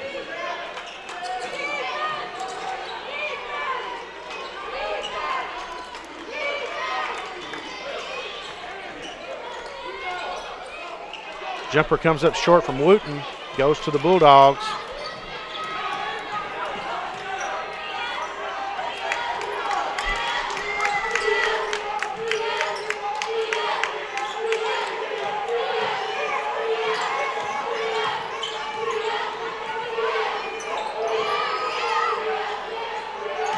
Bulldogs Wright misses the shot. Fought for the rebound, but lost control of it. Here's the Cardinals needing a bucket in a big-time way. Wooten puts up a three-pointer. A long rebound goes to the Bulldogs. A great steal by Wooten. Wooten got a chance now to slam one home, and he misses the slam. Oh, goodness. Oh, boy. Boy, that just kills you. How messy is this game? Well, very. Wow. Well, and here comes 5 in mass coming into the sub end of the game for the Cardinals. And Chris Bauma's motion for you, so. Well, we've hit the bottom of the barrel. And there's the big man, Thomas, coming up with a steal. I can tell you what he's going to do with this one. Oh, no, I was wrong. He's going to lay it up, He's going to lay it up. He's going the soft route. Jostin Thomas with a big steal and a layup. I thought he was going to slam that one home. That's what Jostin loves to do and is very good at it. And Johnny Estelle not happy with his squad and calls a timeout. 40-35. Yeah, I just hate to harp on it, Benny.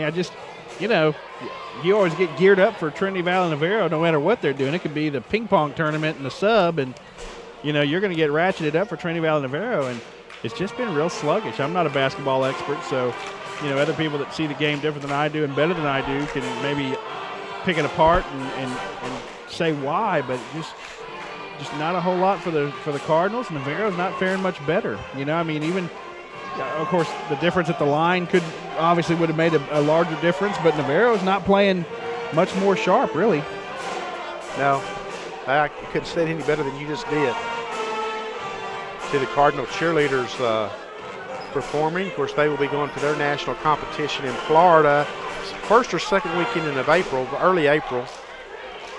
They're always a big hit when the Lady Cardinals are fortunate enough to qualify for the national tournament in Salina. They perform at the half times of many games, not just the Lady Cardinal games. They are the halftime entertainment. I suspect that'd be the case this year if the Lady Cardinals are able to make it to Salina. And after tonight, you would think that they are in pretty good shape there no matter what happens in the regional tournament, though the Lady Cardinals don't want to hear that. They're on a mission, and that's to win the regional championship and to go to the national tournament as the top seed. But returning to this game, and as Jason mentioned, it hasn't been very pretty, but if you get the W, you're really not going to be looking back at that because your attention is going to be fully on the regional tournament next week over in Tyler. That's right. I think it's safe to say both coaches can find enough out of this one to work on, though. Cardinals have won 3 straight coming into this game. The Bulldogs have lost 2 straight. Blocked by Octavius Ellis. And we have steps taken by Wright. Well, let's call a spade here, Benny. That was a good defensive series for Trinity Valley. It was. And, sometimes when you need to straighten things up, you can just take it one possession at a time on each end of the floor. So that was a very nice defensive stand right there for the Cardinals. And now they're going to try to do something on the other end.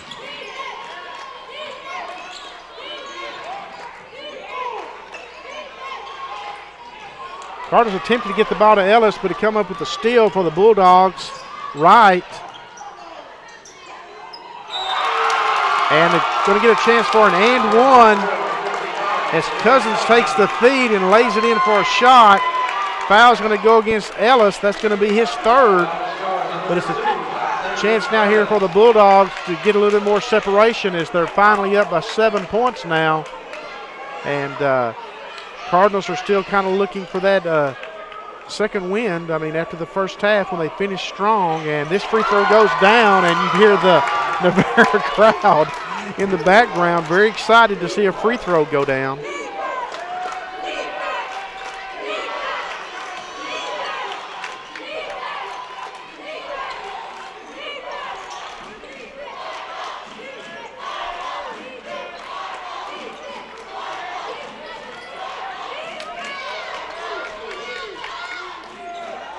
Again, the Cardinals are probably going to be, if they don't pull this one out, they're probably going to be an 8 or 9 seed at the regional tournament. 3-pointer, long range, no good. Corley, rebound Navarro. Here come the Bulldogs. Foster misses the layup, misses the putback. Cardinals control.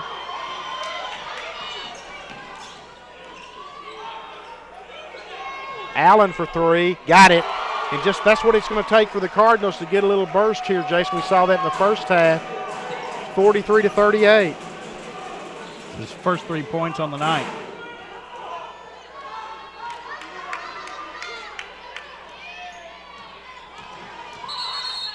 Got a whistle away from the ball. Got a technical foul. Ellis walks into the action, and Ellis has, I think, just picked up a technical foul. Or maybe he's just motioning for him to go to the bench. Let the officials figure this out. There's definitely been one technical foul call. I'm not so sure they didn't hit Octavius with one when he walked over and gave his opinion of what was going on. But we'll see. I don't want to, maybe I speculated too much on that, but that's what, just reading the body language from the official. There was a second whistle. Yeah, definitely. I don't know. I don't know that I saw it unless something was said. I didn't see necessarily a technical there. I know Octavius Ellis was trying to come across and like DeJuan Wright was holding him maybe a little.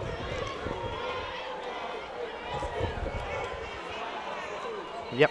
We've had double technical fouls called against DeJuan Wright. That's going to be a technical foul, his first personal foul, and a technical foul on Octavius Ellis, and that will be his fourth personal foul. So we're going to line up and shoot some free throws here.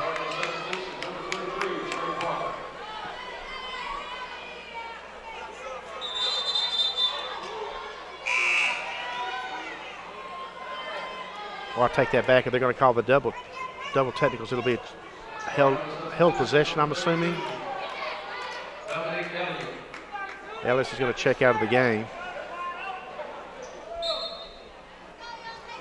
Be Navarro's basketball.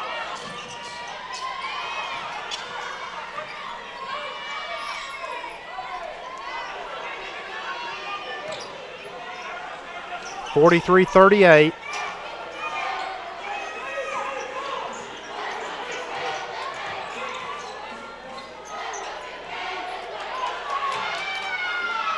Cousins, as the shot clock expires, Cousins goes to the bucket, doesn't get the bucket, but he does draw a foul. Dominic Elliott, that's going to be his third personal foul. Just everybody seems irritated, Jason. I mean, I'm kind of irritated. I mean, everyone is just irritated. That's the best way I can describe it. It does, but you know, I mean, somebody's got to shake it off. I mean, the Cardinals have got to shake it off. Cousins hits the free throw. The Navarro fans show their appreciation. This guy's 2 for 2 now. I promise you that's the best percentage of anybody, except for Harrison Hawkins, who dropped 2 mini H bombs for 2 points earlier. And he gets another one. So the Bulldogs come out and started hitting their free throws, which will be big as the Cardinals try to climb out of a 7-point hole and turn it over again. Foster with another slam. And this one's close to tipping over the top. And Chris Ballman calls a timeout, as he's got to do. I mean, there's no question about it. 47-38 with 10:46 left.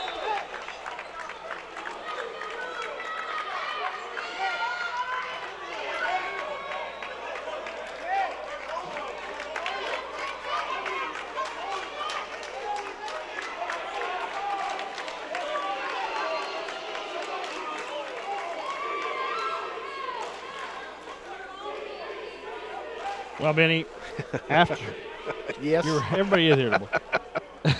Regroup, Jason. Navarro, of course, we had mentioned, went 12 of 30 in the first half from the line. Right now, they're 4 of 5, so that just makes their overall percentage 16 of 35. But again, you know, it doesn't matter necessarily how you started. They're doing a better job right now. Trinity Valley's 3 of 4 from the line. You know, maybe for the Cardinals, again, not a basketball expert here, but if they can get through the Navarro defense, which the more I look at it, the more I realize how tough Navarro's making it for the Cards to get to the hoop. You know, that's maybe a place where they're going to have to try to get there and make their money, is trying to drive to the hoop and, you know, just make a singular move. Don't try to do anything fancy. Don't try to, you know, move your body around the block. Just try to go straight into it and see what happens. I mean, I don't know what else. They're shooting pretty well from the line. They're 6 of 9 overall for the game, 3 of 4 this half, 3 of 5 in the first half. So couldn't hurt. No. 10:46 to go, folks. 47-38 in favor of the Navarro College Bulldogs. Come into today's game with a 24-4 season record. They've lost 2 in a row. They were threatening to crack the top 25 of the NJCAA rankings there for a couple of weeks, but that slipped away with losses each time. They are in the others receiving votes, but they have not cracked the top 25. And the Cardinals turn it over. That's the 19th turnover, Benny. Chris Ballman is just not a happy man on the Cardinal bench.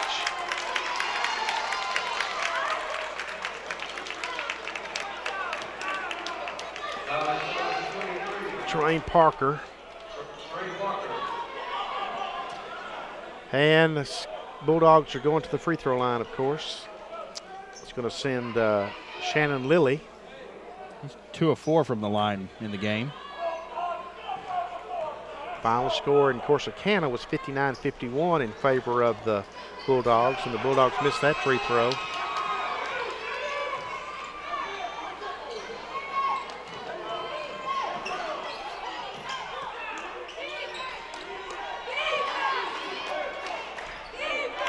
Cardinals working against the Navarro defense.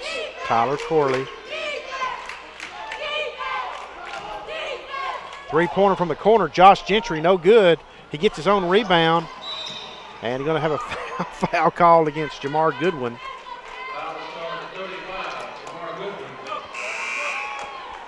Well, there's 10-13 left in this regular season.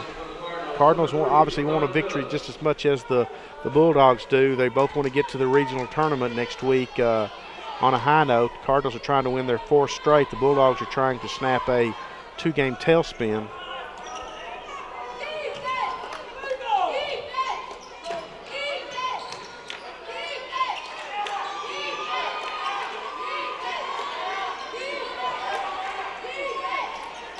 Get the ball down low to Elliott. Nice job by Elliott of finding Parker cutting through the back door. Going to be a foul called on Wright. And we will be shooting a lot of free throws now, folks, the last 9:57 as both teams are in the bonus. Parker's 3 of 4 from the line right now. And he hits that one. So another season of regular season basketball is winding down. We're in the final 9:57 of it. Regional tournament will be next Tuesday through Saturday at UT Tyler in Tyler. Cardinals will play on Tuesday. Don't know who, when, or what time yet. Most likely 1 o'clock, but don't know that for sure yet. If you'll watch our website and our Facebook page and our Twitter feeds, we'll have that for you, as well as the Athens Daily Review website. And also, all Cardinal and Lady Cardinal regional tournament games can be listened to online, streamed audio only at uristexas.com. And again, you can find that information on our websites too. And man, just how many jams now has Foster had here in the second half? Jason's telling me 3. 15 points for him as well.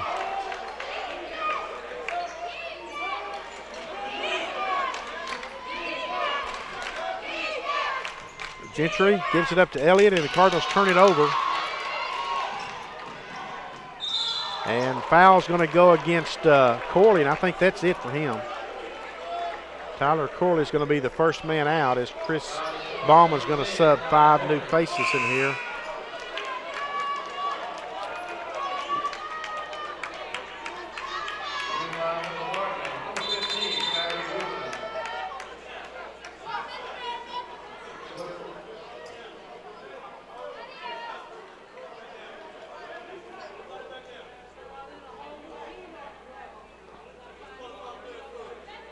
As far as other foul trouble goes, Benny, you got 4 for Octavius Ellis. You got 4 for Carl Porter, 3 for Dominique Elliott, 3 for Tim Allen, 3 for Tremaine Parker, and 3 for Justin Thomas. Well, the officials had to clean that up a little bit. Before the Cardinals could sub, they had to notify Chris Ballman that was the 5th foul on Tyler Corley. Now they will shoot the first free throw, and then the 5 new subs can come into the game. Obviously, Corley will be subbed for since he had to leave the floor. Now they're letting the other 4 subs come in, but that was just a point of order there, Jason, in a game that's had little point of order. It just seems like Nicely said. We've been here forever, it seems like. Not complaining, I love basketball, and I love basketball here at Cardinal Gym, but my goodness.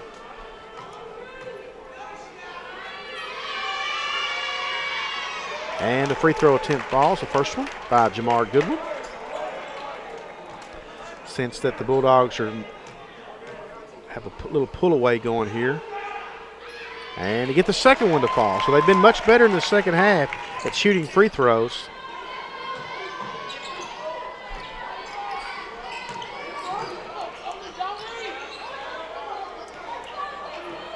Five of 8 to be specific from the line. Make that 6 of 8. Three-pointer, no good, long. Porter from deep in the corner. Here come the Bulldogs.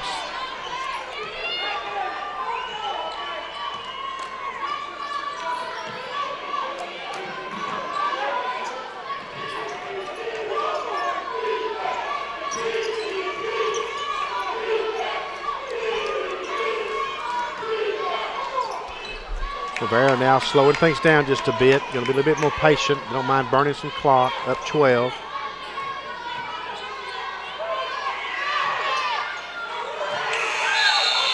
And we have a shot clock violation. So credit the Cardinals with battling in there, Jason, and making them work and forcing the turnover. The Cards have definitely been better on the defensive end in this half. That's Navarro's 19th turnover and the 9th turnover of the half.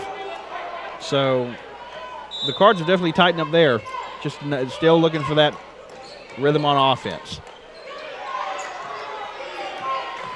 And starting to run a little late now in the game. There's plenty of time still, but just 12 points. But you're going to have a surge at some point. They get the ball down low to Thomas, and he loses the basketball.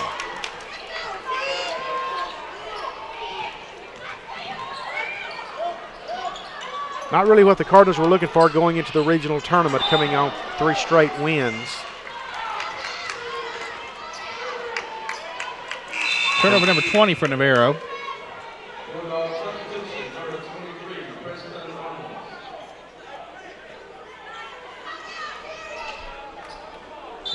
Elliott's going to check back in for the Cardinals.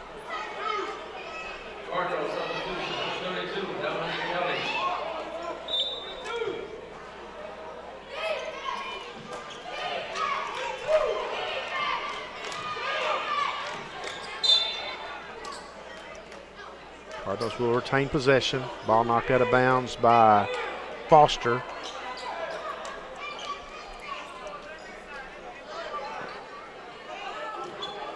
Appreciate you joining us tonight and all season on the Cardinal Sports Network.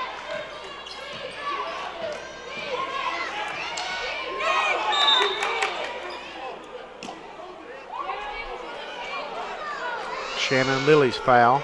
Foul was on Shannon Lilly. Hope that when we start signing off tonight, you will pay attention to the credits to all the talented and dedicated folks that help get us on the air, and you can watch Cardinal and Lady Cardinal basketball during the season. They do a great job. Make Jason and I look awful good. I know that much, and that's a chore in itself. Free throw attempt is no good. Navarro controls. Parker almost came up with a steal.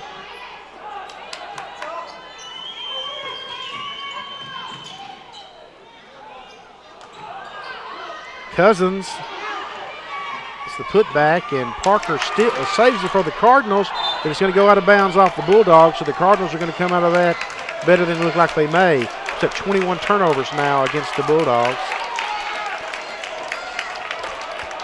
Both teams have 21 turnovers. So what you're saying is there's been 42 turnovers. If that's what the math adds up to, yeah. I'm a journalist. I have nothing to do with math.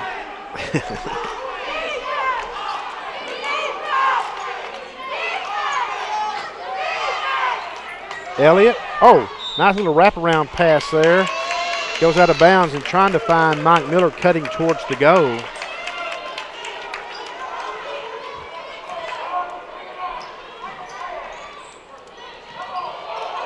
And the Bulldogs are going to burn another timeout trying to get the ball in. That's the third time in this game that Navarro's had to use a timeout because they couldn't get the inbound pass in. So just one more thing you add to the ledger for the Cardinals, who've had at times a nice defensive game. Their big thing is the turnovers. The turnovers just they've really, even though the teams are pretty even on turnovers, they've really hurt Trinity Valley quite a bit. Cardinals have been outscored 22-9 here in the second half. Oh boy, it was 30-29 at halftime.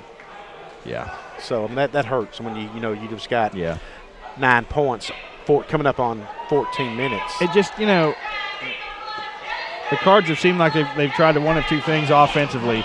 They're either trying to work the ball into the low post and get something there, which is always kind of the same move. Working it in on the left side here, trying to spin to the middle. Or they're trying to take an out shot from the perimeter. I'd like to see somebody just kind of drive in there, go for it, see what happens. Well, 6:55 to go in the season, the regular season for that matter. It all recranks next week, folks, over in Tyler, where one team now, there's still one national tournament berth at stake. It's the regional tournament championship. And believe it or not, even though Kilgore has qualified for the at-large bid already, the winner of the regional tournament would get the better seed at the national tournament. Yeah. So, I mean, there's plenty to play for over there. I mean, obviously, anytime there's a national tournament berth on the line. So, basically what it boils down to is the Cardinals have got to go win 4 games over in Tyler. Somebody's got to win 4 games in Tyler, unless they get the first round bye. The top four seeds get the byes. Right. Navarro will have 1. Kilgore will have 1. San Jacinto and Jacksonville will probably each have 1. Those will probably be the top 4 seeds. Of course, I don't know what else is taking place in the conference today, so I can't imagine many games still going on as long as we've been playing here. Coming up on 2.5 hours. Well, I guess this game did start directly at 6 o'clock. Cardinals with the steal. Wooten, he's going to go the distance. Shot's going to be blocked, but there's going to be a foul call. Wooten will go to the free throw line to shoot 2.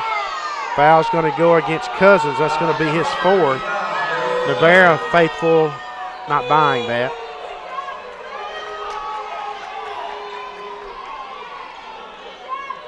I concur with your assessment.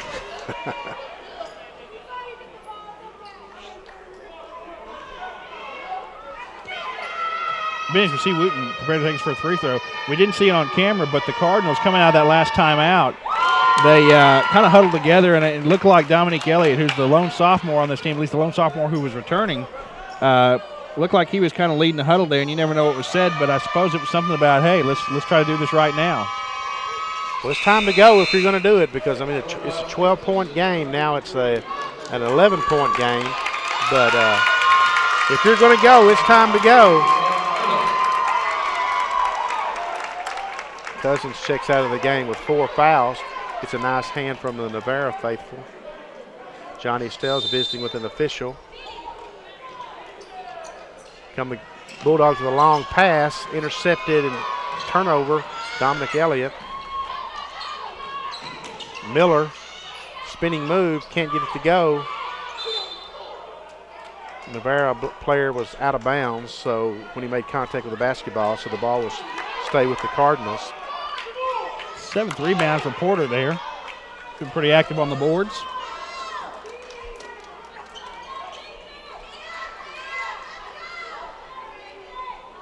A lot of those come on the offensive end.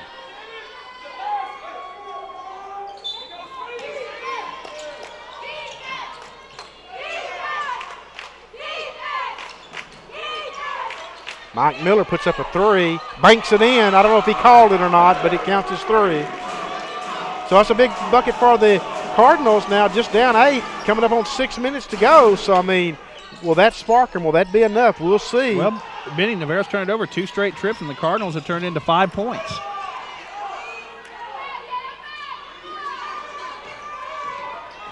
So there's a little life left in the Cardinals. There's another one. Another turnover. 3 straight, 24 for the game.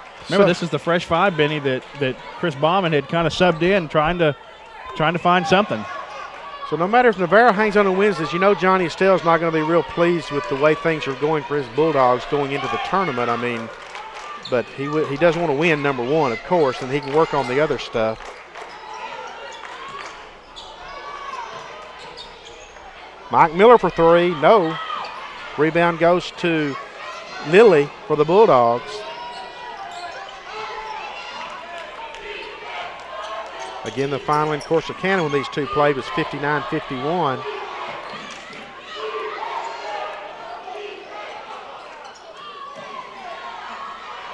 Three-pointer, no, on the way, no good.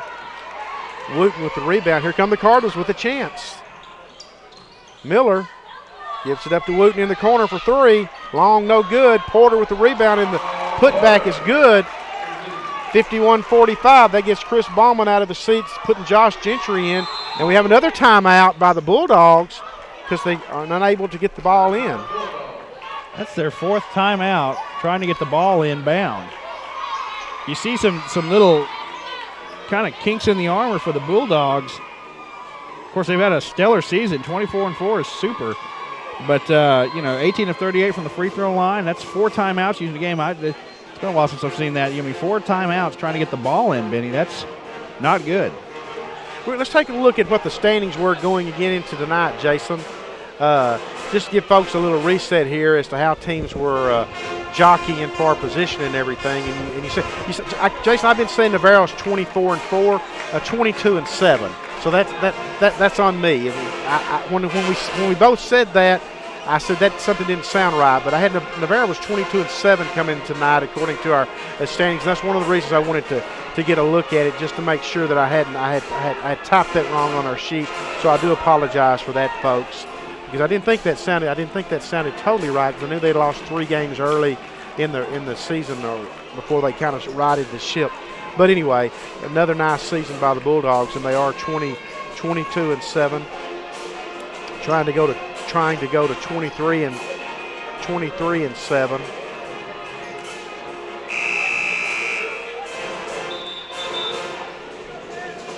4:53 to go. The Cardinals are on a 6-0 run, folks. They were down 51-39 at the 6:55 mark, and here we are 2 minutes later, and they're within 6 and definitely within striking distance. Both teams are in the double bonus.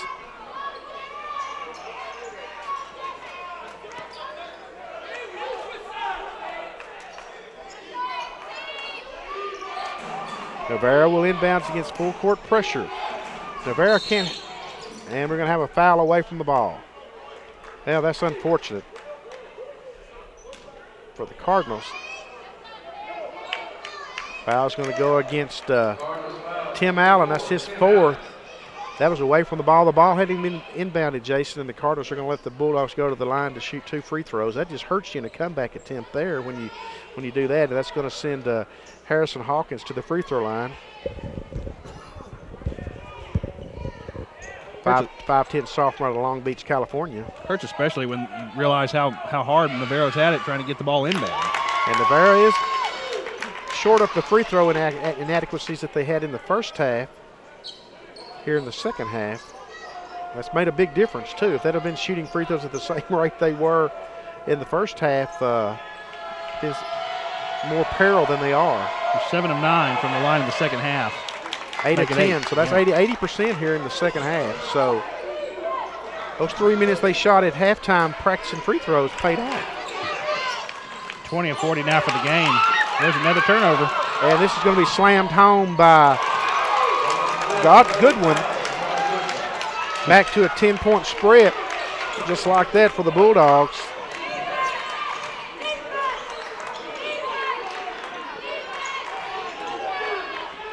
Mike Miller misses, but Porter doesn't. He slams home the rebound. 6 points and 9 rebounds now for Porter. Cardinals are still battling here. The turnovers have been costly. Dominic Elliott's going to be called with the foul.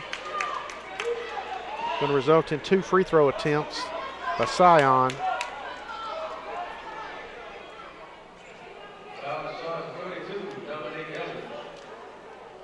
32nd foul called on Trinity Valley tonight. Wow.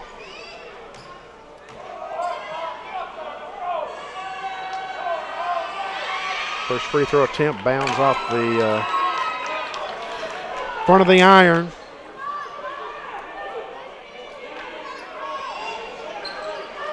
Scions just 1 of 5 from the free throw line right now.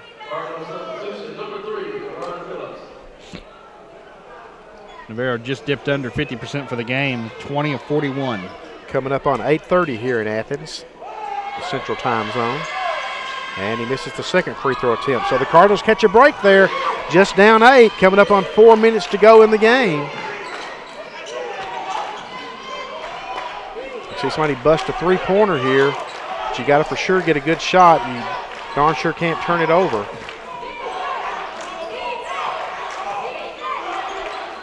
Got to get points out of this trip. Lazy pass to Jennifer Porter's knocked out of bounds by the Bulldogs.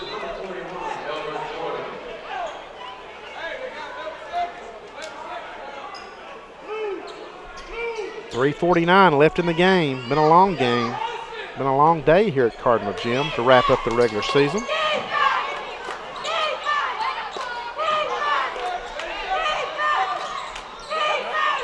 Elliott hits Phillips down low. He's blocked, and the Bulldogs turn it over. That's Johnny Estelle. You hear the background and exhorting his team to stop and catch the ball. Stop and catch the ball.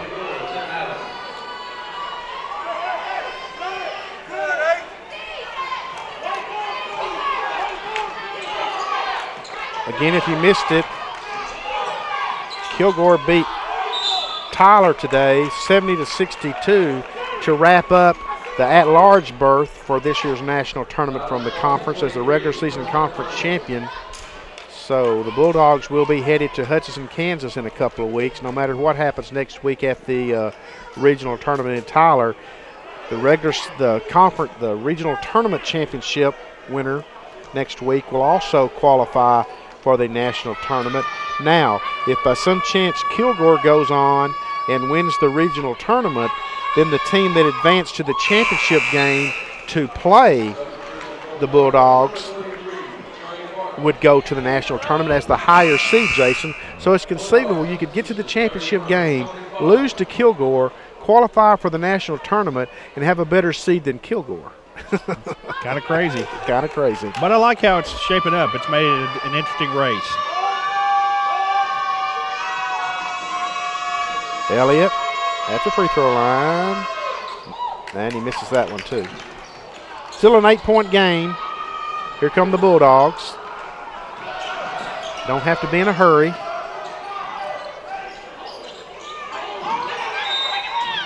And we have contact, and we have a whistle, and we have a foul against Elbert Jordan.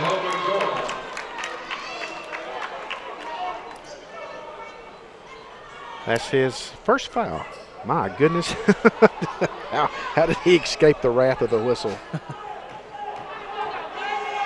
Hawkins at the free throw line. No good.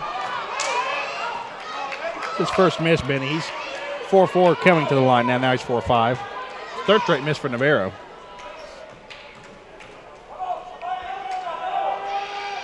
And he gets this one to fall. So if Navarro holds on, the Bulldogs, I think, will go into the regional tournament next week as the second seed.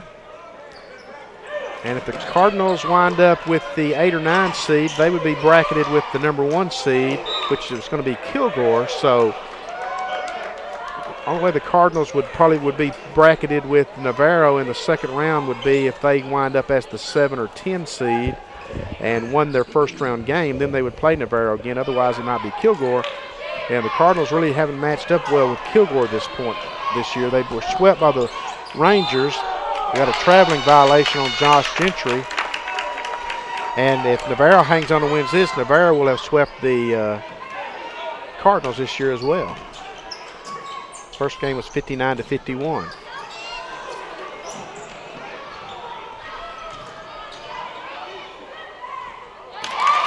And the Bulldogs get points from, I believe that was Justin Phillips. Back to an 11-point lead for the Bulldogs. Jordan drives the distance.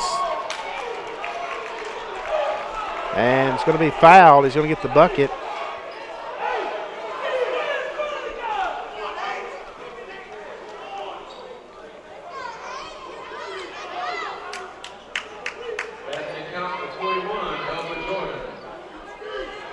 Foul's going to go against Phillips.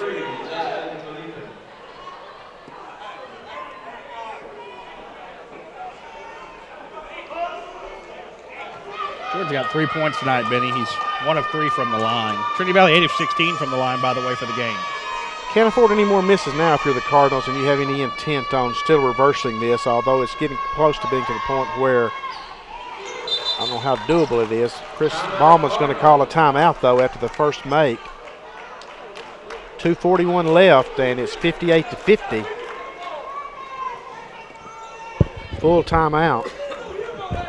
See Elena Lovato across the way accepting congratulations from Cardinal and Lady Cardinal fans still in attendance. Elena, of course, is very personable and works the crowd very well, genuinely works the crowd as you see her there. I think that's Jimmy Mitchell that she is seated next to there. Jimmy's a longtime supporter of the Cardinal basketball program, and he also sits on the Cardinal Hall of Fame selection committee that I chair. A lot of smiles across the way with Elena, knowing what the Lady Cardinals have accomplished and what they still hope to accomplish. Because as you heard Elena say at halftime, they're on a mission, and tonight was not the mission.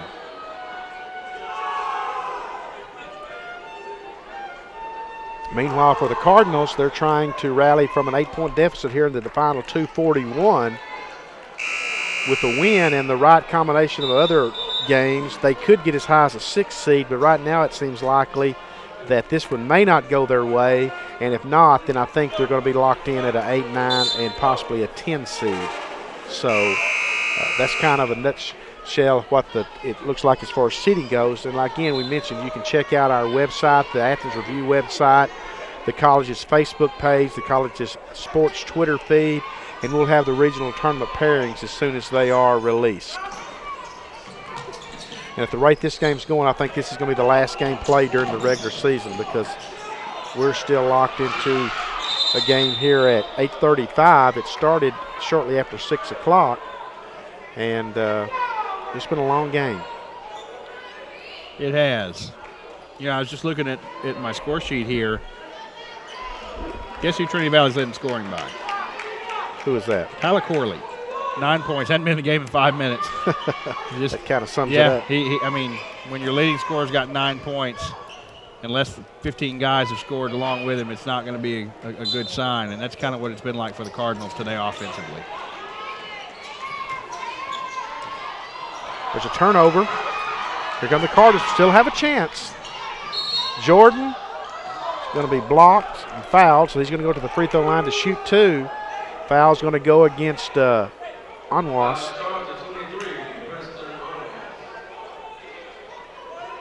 So Jordan needs to hit both of these, Jason. If he does, he can get it within a 2-possession game with 2:24 to go, which is very doable. But he's got to hit both of these. I mean, you're running out of – there's no margins for error now if you're the Cardinals. That one's short. Well, that's unfortunate for the Cardinals. Now we'll stay a 3-possession game. Still plenty of time, but you'd like to have this as few possessions as you need to try to correct the score.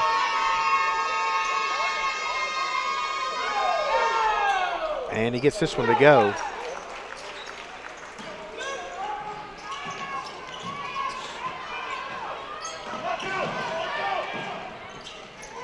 Nice job, nice drive by Tony Foster. Jason, he's really had a nice second half for the Bulldogs. He has. 17 points off the bench, 10 points here in the second half.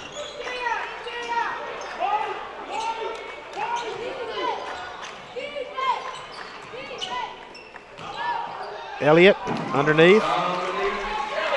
8 points now for Elliott. And again, we have another whistle away from the ball. Foul's going to go against Jordan.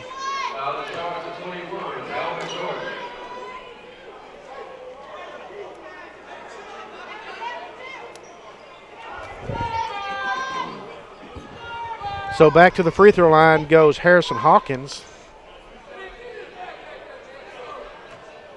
As it turns out, this score is going to be very similar to the 59-51 game over in Corsicana. And first free throw attempt is no good. Cardinal substitution, number 11, Carl Porter.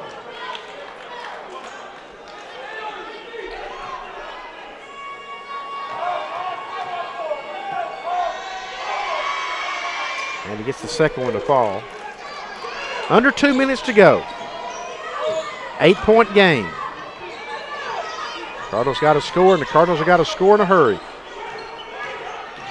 Elbert Jordan's going to try to do just that. Drives for the layup with the miss, and here come the Bulldogs, who don't have to be in a hurry, but they are. And they get the layup from Princeton Onwas, and there's going to be a foul called against the Cardinals. It's going to go against Josh Gentry, his third.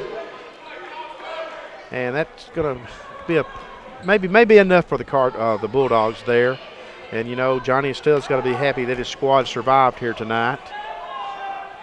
Now he can get them refocused for the tournament, Jason, because it becomes a second season now. It becomes, in the case of the Bulldogs, who will get a first-round bye, it'll be a 3-game season. And you may not have to win the tournament. And we have a turnover. 25 turnovers now for the Cardinals, 26 for Navarro. But the Cardinals' turnovers, if you could say so, if it makes sense, have been a lot more costly. Oh, absolutely. Yeah, the Bulldogs are just going to pull it back out now and burn some clock. Understandably so. Yeah. Crowd is thinned out. The Navarro crowd has held in here tonight. It's been a good crowd over from Corsicana. Good to have our friends from Corsicana over. Athletic Director of Navarro College, of course, is Rourke Montgomery. And still another foul.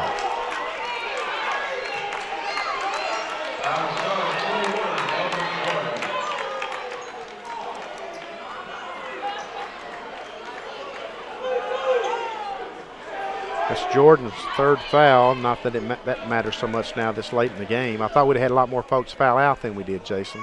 I did too. That's the Cardinals' 36th foul. It's a lot of fouls. Well, 54.2 seconds left. This enchilada's about cooked. Bulldogs up 64-53 with a miss here. Cardinals need to step it up here a bit. 12th rebound for Carl Porter. Elliott, Jordan, Gentry. Bulldogs still playing tight defense. A great steal. Well, there he is, Tony Foster, with yet another slam. Big second half for Tony Foster. Big second half for Tony Foster. Leads Navarro with 19 points, Benny. He had 7 in the first half.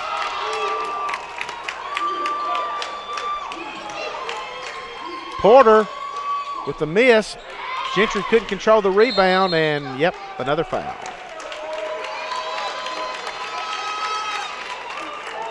That's going to go against Porter. That'll end his night. It's 5 on Carl Porter. Second Cardinal to foul out, Benny, along with Tyler Corley, who still leads the Cardinals with 9 points tonight. So give credit to Johnny Estelle and his Bulldogs on a night when things hadn't gone their way earlier in Kilgore winning, but they were able to overcome a sluggish first half at the free throw line and turn back the Cardinals, who actually led 30-29 at the half. Bulldogs had jumped out to a 20-10 lead.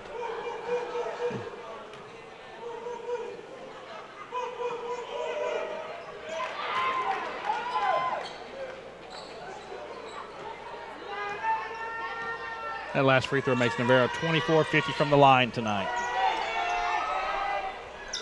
Three-pointer good by Tim Allen, but I think it's a little too late. 6 points there for Allen. Oh, country song is a little too late to do the right thing now. Yeah. So our final score is going to be Navarro 67, the Cardinals 56. Navarro will improve to 23-7 overall. They'll finish conference play at 15-4. The Cardinals will drop to 19-11 and fall to 10-9 in conference play. They'll now go in. Both teams will now go into the regional tournament next week over in Tyler. We'll give Jason a chance to total these things up, and we'll give you the leading scores before we leave you.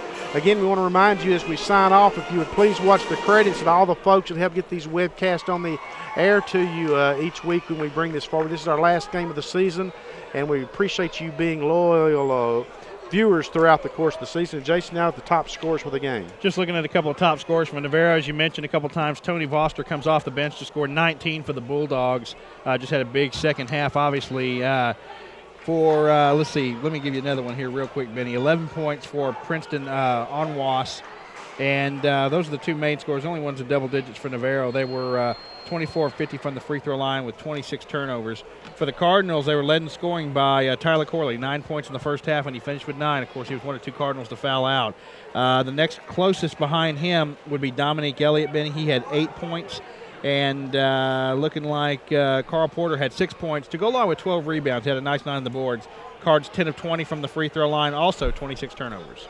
So that's going to wrap it up here from Leon Spencer Court at Cardinal Gym. Remind you, both Cardinals and Lady Cardinals will be at the Regional 14 tournament next week at UT Tyler. It starts on Tuesday. The Cardinals will definitely play on Tuesday, probably 1 p.m., but we don't know that for sure yet. The Lady Cardinals will play Wednesday at 1 p.m. against Tyler. The Lady Cardinals will be the 1 seed. Tyler will be the 8 seed.